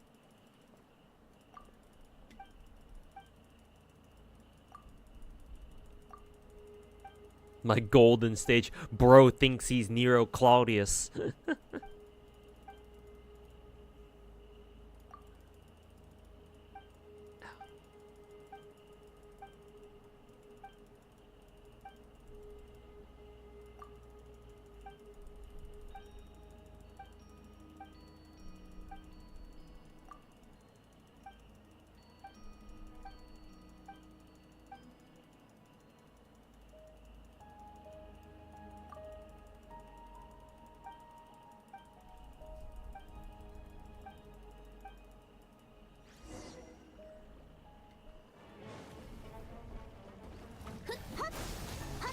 Ooh, it actually puts you on whatever your traveler's current element was. Cool. I wonder if anybody had their traveler on Geo for this. That would have been funny. Like all the Geo traveler mains. Would have been like, this is our time. Hey, look, it's our boy Dr. Ratio.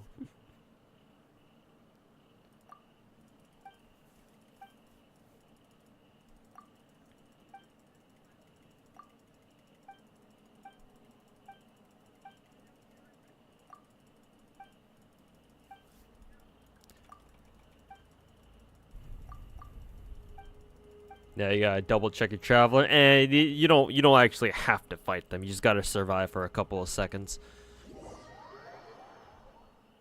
So, you don't need to switch your traveler over to Geo.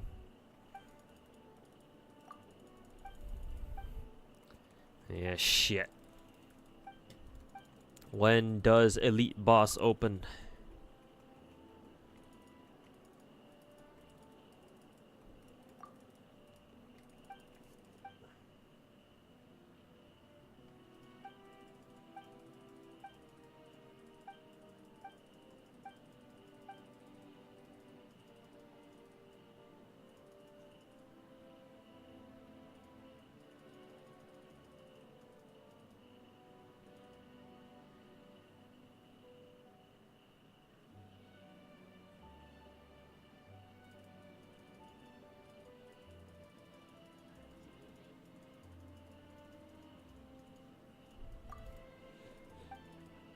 Genshin got a free ratio too. True, true.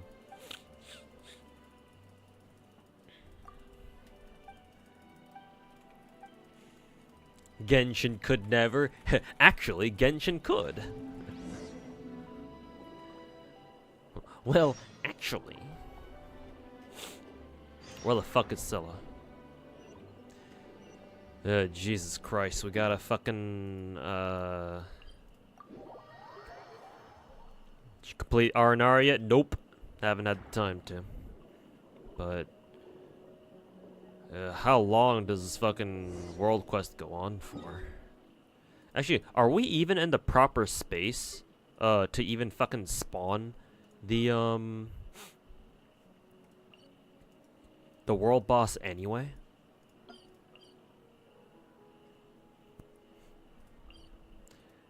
Actually, no, we should just be able to do it straight away, no?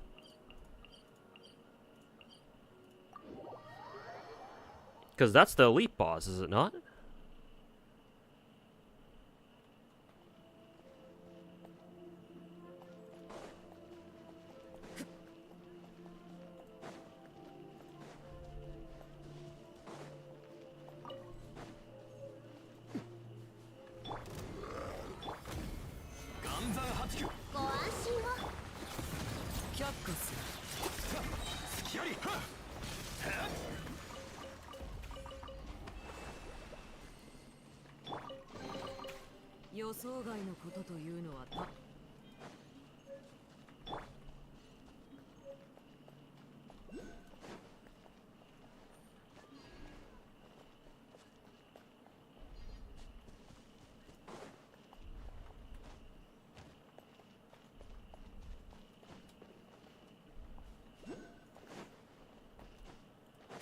Yeah, low budget ratio. Drew.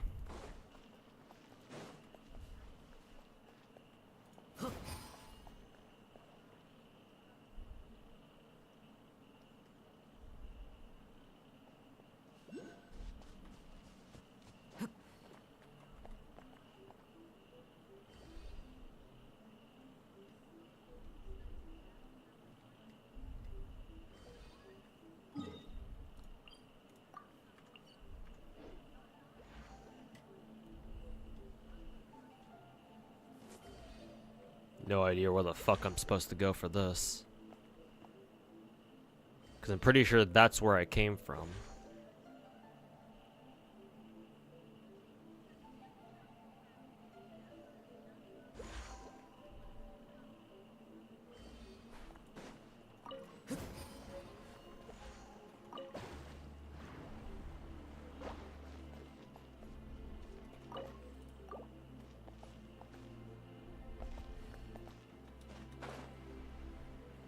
Ugh. Was that just a bait?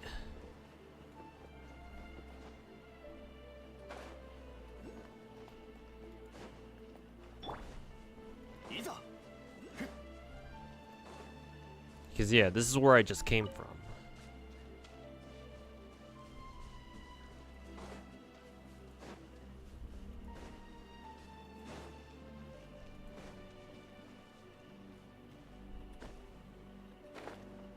Let's see.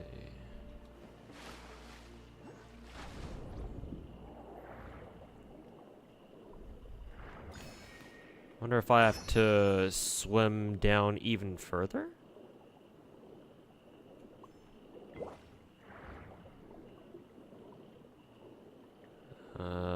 Something tells me I'm not supposed to do that either.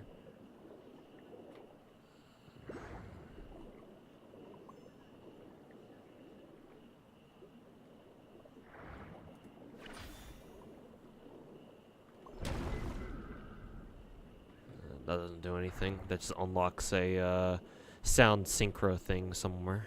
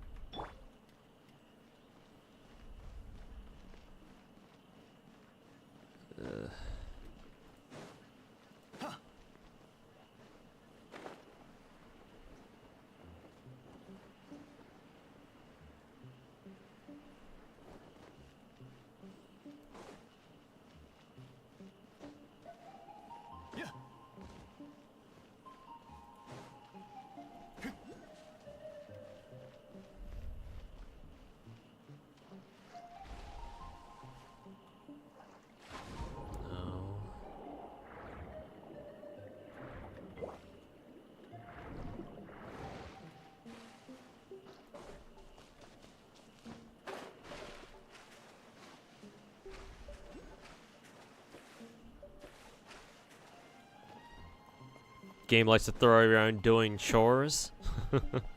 Well, welcome to every gacha ever made. But yeah, Genshin especially.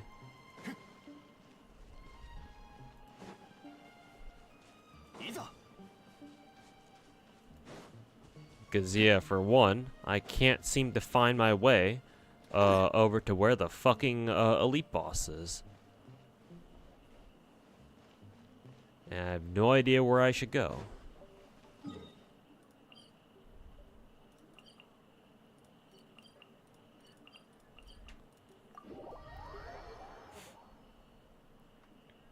Genshin is definitely the worst at it. Yeah, it's probably true.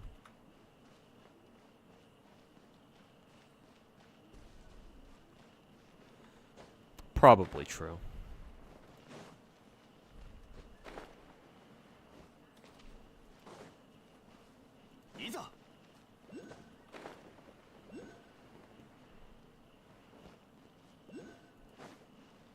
Actually, I'm pretty sure I just went around in a fucking circle.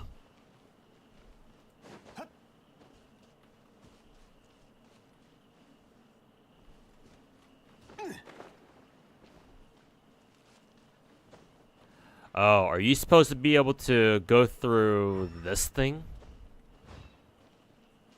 Because it feels like this wall comes down and you're supposed to be able to walk through it.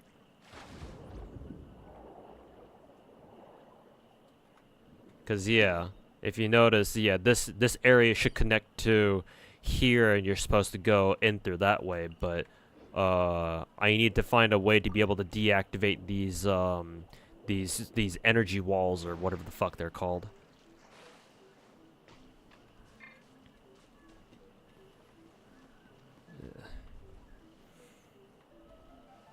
Worry that this is gonna happen again with Wuwa. It probably will, because Wuwa is trying to emulate everything Genshin does, or Genshin is doing. So you can expect to see a lot of the same bullshit in Wuwa as what you've already experienced in Genshin, to be fair.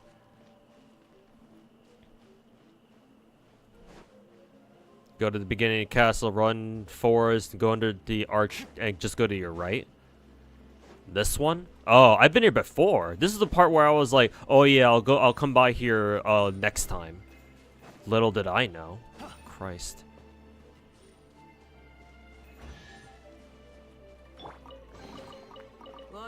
Should have fucking followed this place in the beginning.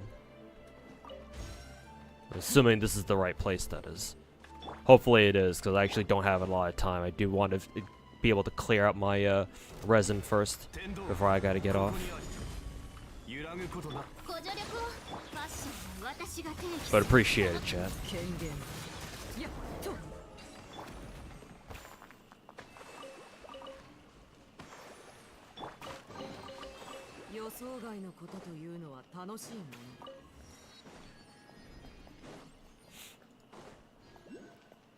But yeah, you can expect that shit to happen again with Wuwa, basically.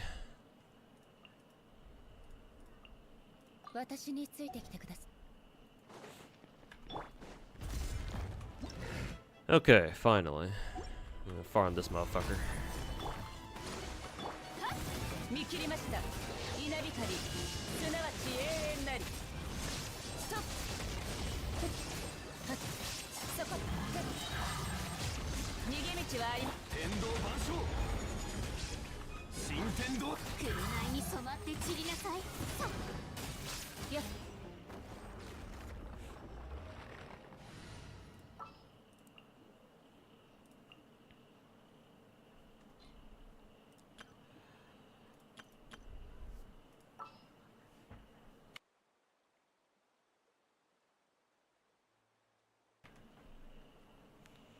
Let's see, let's get rid of you. Put up Arlecchino. There we go. Oh. That's Rel from League.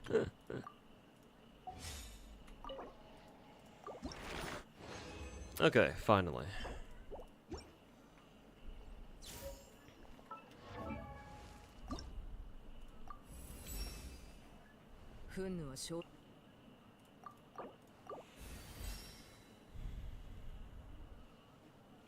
Yeah, to complete the whole quest. Thankfully not. Yeah, I didn't even need to go as far into the world quest as I did. I could have just taken it right there. Because I found that opening before. I just didn't realize that's what led to the world boss. So that could have saved, if I had just taken that path, that would have saved me like half an hour's worth of doing world quest bullshit. But oh well, here we are.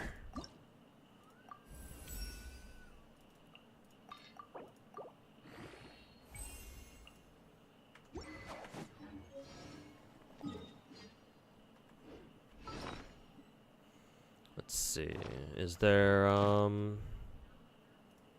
there any other enemies here? Navigate. Let's see. There's apparently some here.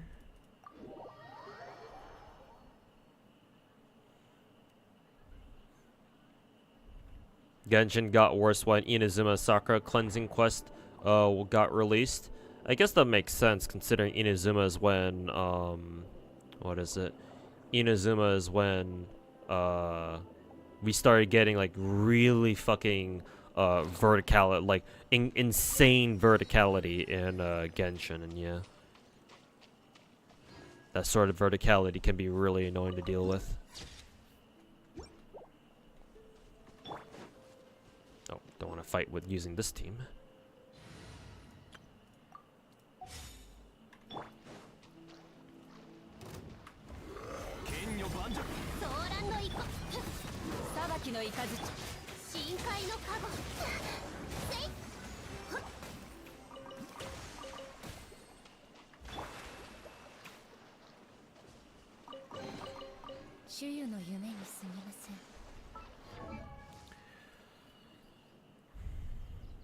Xianyun hurt you real bad. Oof. Sorry to hear that, man. Hopefully you can recover. Alright. There any more spawns? Let's see. Looks like there's some over here.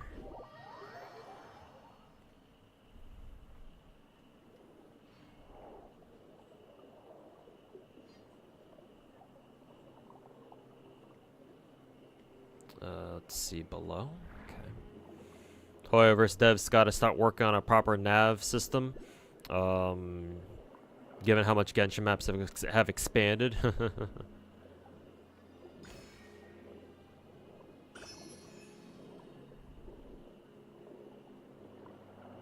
see here.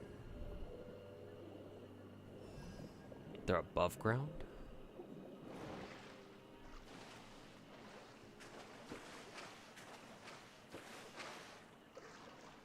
Oh, as in they're up there. Okay.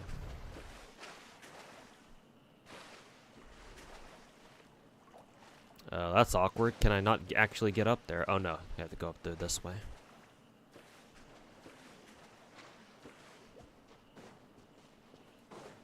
Still gotta finish a long quest so you can farm the stone guards. Yeah, I guess that makes sense. You can't actually farm all of them in one go unless you actually finish the world quest.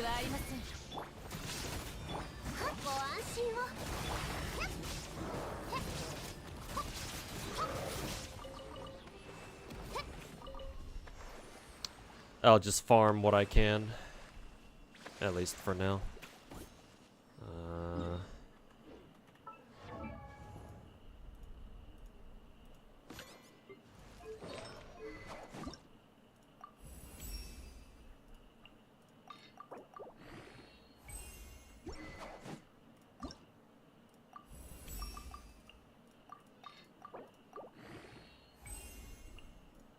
Okay.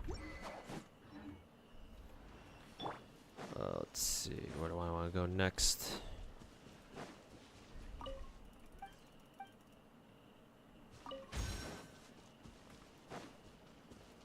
Over here. Are you somebody I can fight? Yes, sir.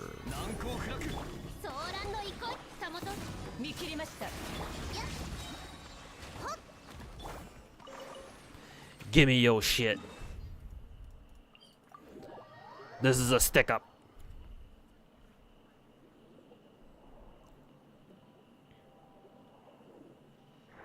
Let's see. Do I have to go up or down for this? I guess I assume I have to go down.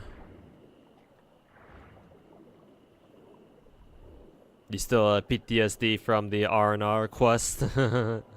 Understandable.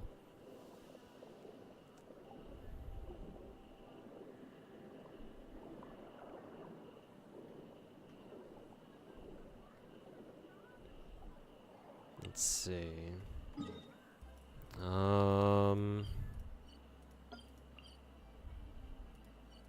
Huh. Why the fuck does it say that I have to go in through here first? Do I have to go from here and then go into this area like this? It says it's blocked off though. Hold up.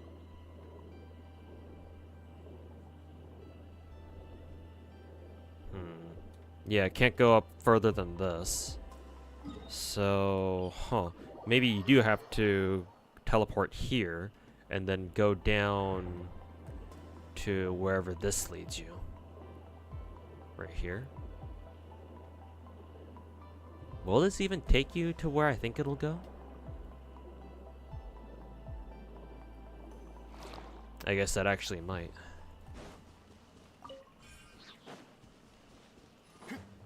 Let's see, are these guys we can fight? Yes, sir, they are.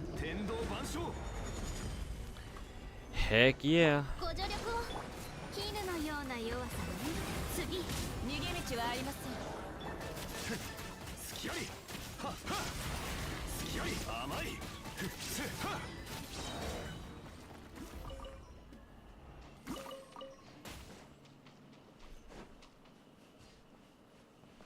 Okay.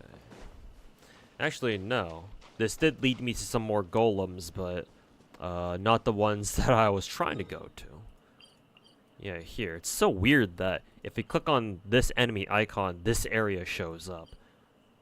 It's so fucking weird. Now, why would it do that?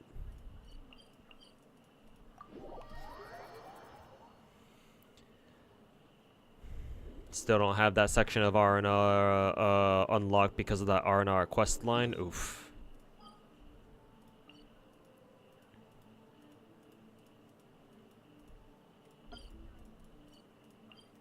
I still have to do my daily commissions too before I forget.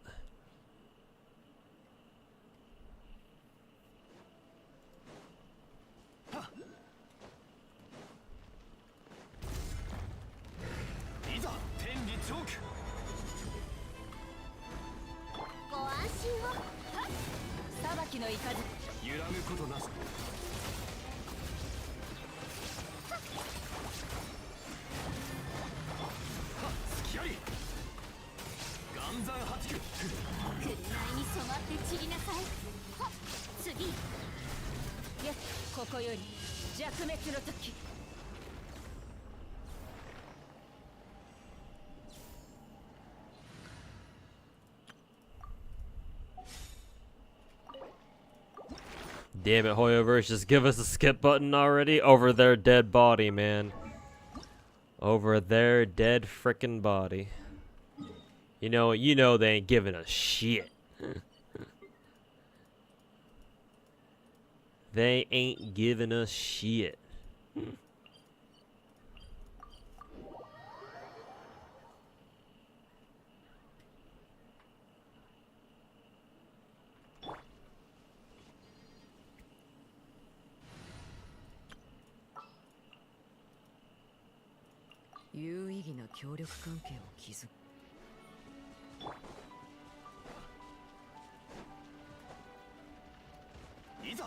Skip button, never heard of it, yeah. Best I can do is tree fitting.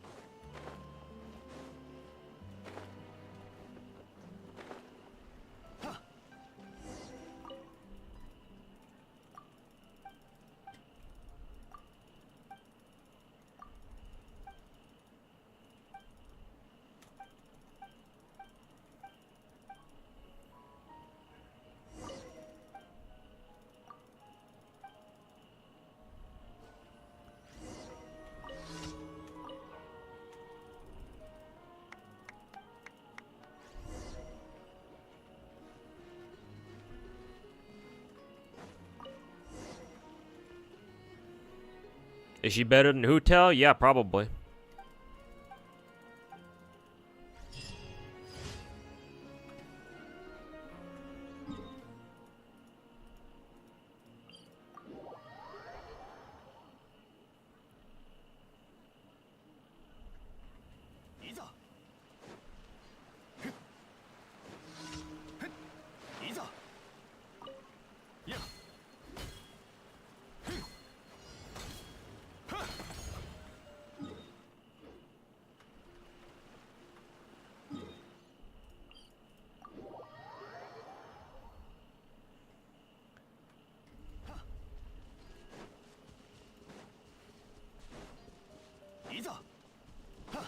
She's not as funny though. Some may even say not as cute and funny. Har har har. 天道ここにあり絹のような弱さね。次。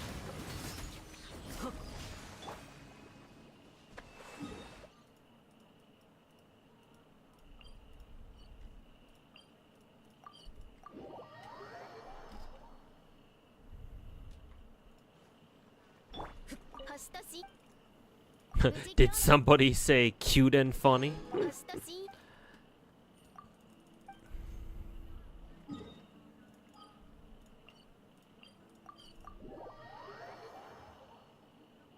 Glad to see you got Arlecchino. Yes, sir. Got very lucky on her, so I'm real grateful. How is she? She seems fun. She also seems very powerful. I don't know how powerful because obviously we're all working on getting her all leveled up and shit. But we'll find out pretty soon. But I get the feeling she'll be very strong. So personally, I'm not too worried about her like being weak or anything. But we shall see for sure.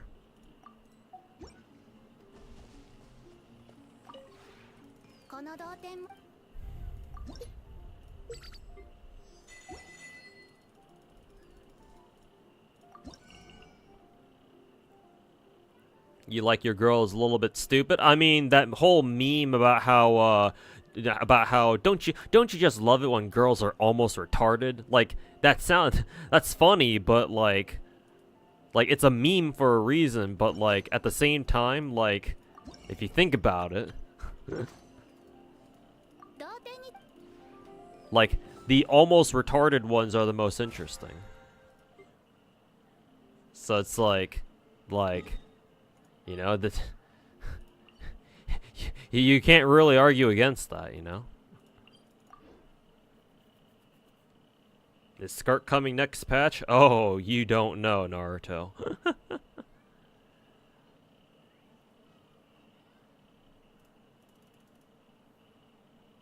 It seems you are missing the critical information.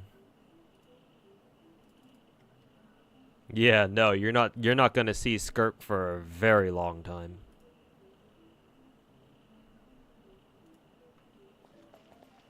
Alright, I can do one more world boss thingy, and I gotta get off. It's either one or maybe I can do another one actually. Yeah, actually I might as well use my my transient resin or my frag resin. Or no, transient resin, sorry. And do two more so that way I can do the whole the resin daily mission for today. Skirt will probably take a while. That time I need to remember to not switch with who is it, Chiori, and then just and just keep her out like this. Actually, she didn't even do that much damage with her own Geo Infusion either, so what's the fucking point?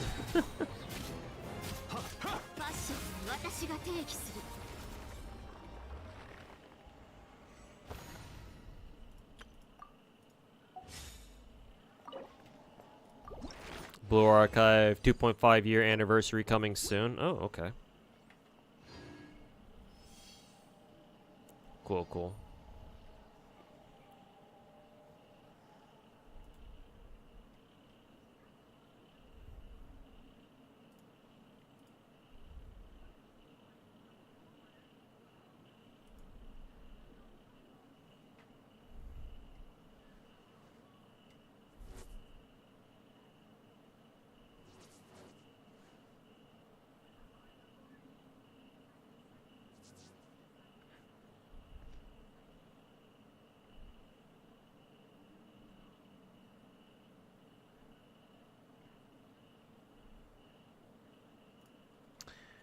All right.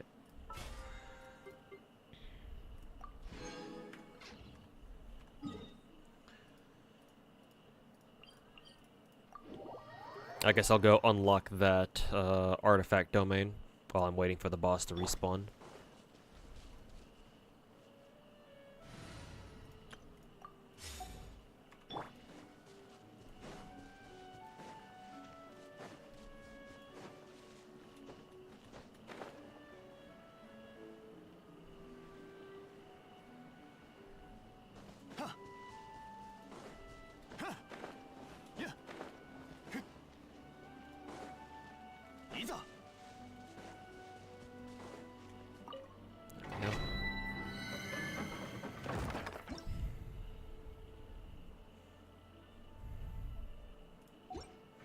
Noob question, how do you recharge burst skill, or is it only by killing enemies? Oh, you mean, Genshin character ultimates? Killing enemies, yes. If you, for most characters, if you hit them with like an elemental skill, that automatically generates energy regardless of if you kill them or not. Every character has different ways of generating energy particles. You get particles, different enemies give you different amounts of energy when you defeat them or when you kill them. But most of the time, your energy is coming from your characters actually dealing elemental damage to enemies. In Zhongli's case, for this character, the way he gets energy particles is by setting up his pillar here. And every time they hit an enemy, every time it pulses, it can hit an enemy. And if it does hit an enemy, he has a 50-50 chance of that hit generating an energy particle for him. Raiden's skill, that generates energy. And then every time it hits enemies, it also keeps generating energy constantly. I believe when Kokomi's jellyfish pulses, like that, that generates energy particles if that hits enemies. Pretty sure. And then every time Chiori hits an enemy with her skill, that generates particles too. So every character in this game has different ways of generating particles. Typically, it's whenever they use their elemental skill, and using their skill to attack enemies. I'm sure there are some characters who like infuse their normals with like their skill or whatever, and that generates particles whenever they hit enemies with their infused normals. And you got some weird ones like Dehya, where she has to use a skill, and then enemies gotta get hit within her skill field, for her to actually start generating particles. Some characters have it easier than others. There are also some characters who can just straight up generate energy for your characters. They're quite rare, but there are some of them who do that. Like, for example, Raiden.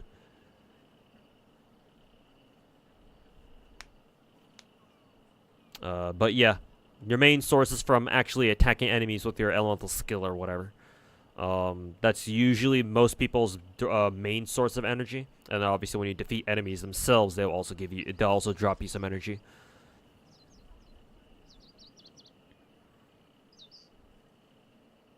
And then, energy recharge helps your characters get more energy for the particles that they pick up. If you swap to a character, they won't recharge. Actually, Giga Chad, they do. No matter what character you have on the field, everybody on your team will generate energy from the particles that your active character picks up. However, they gain energy at a reduced rate. I forget what the rate is, like 20 or 30%. They don't get the full energy that your active character does. Your active character gets the full energy, from all the particles and the orbs that they pick up. The rest of your team does too, but only a percentage of that.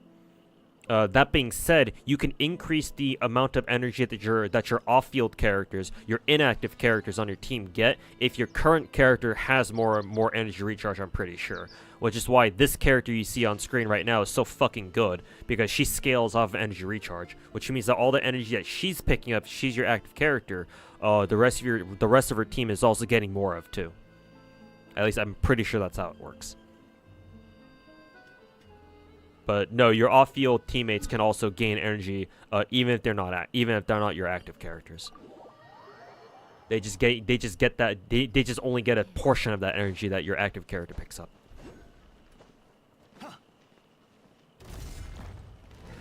You'll probably pick Zenobia. Shit, man, it's a good opportunity for me to pick up Zenobia too, actually.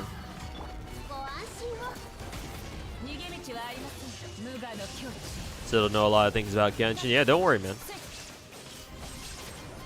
feel free to ask any questions you like. That's part of the reason why I'm here for, or what I'm here for. ヒールのような弱さね。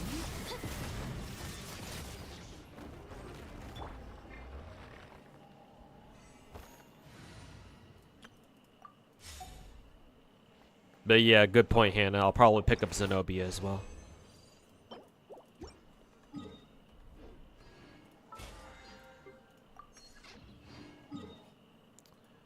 Okie dokie.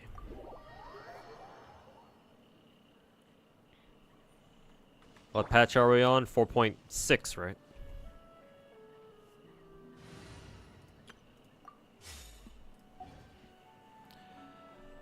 Okay, chat. I gotta get off now. It's getting pretty late. I gotta take care of a few things before I go to sleep. So, thanks for hanging out, everybody.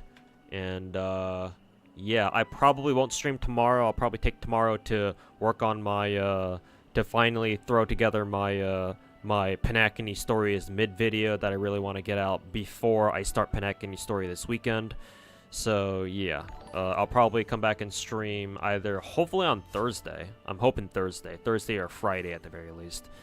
So, yeah. Hey, Omega, thanks for the raid, man. Bad timing because I'm about to get off stream, but I appreciate the raid anyway. Hope you had a good stream today. But, yeah, thanks everybody for hanging out, and best of luck with all your Arlecchino rolls if you guys are rolling for Arlecchino at any point soon. Let me just go look for somebody to raid real quick. I'm sure there's plenty of people I can raid today. Of course there will be. Anyways. I'll send you guys over to Miss Sweetely's stream. I'm sure you guys are familiar with her. So yeah, I'll be lurking in her stream. I'll probably be lurking in a lot of different people's streams today, cause you know, Arlecchino night and all that. So, but yeah.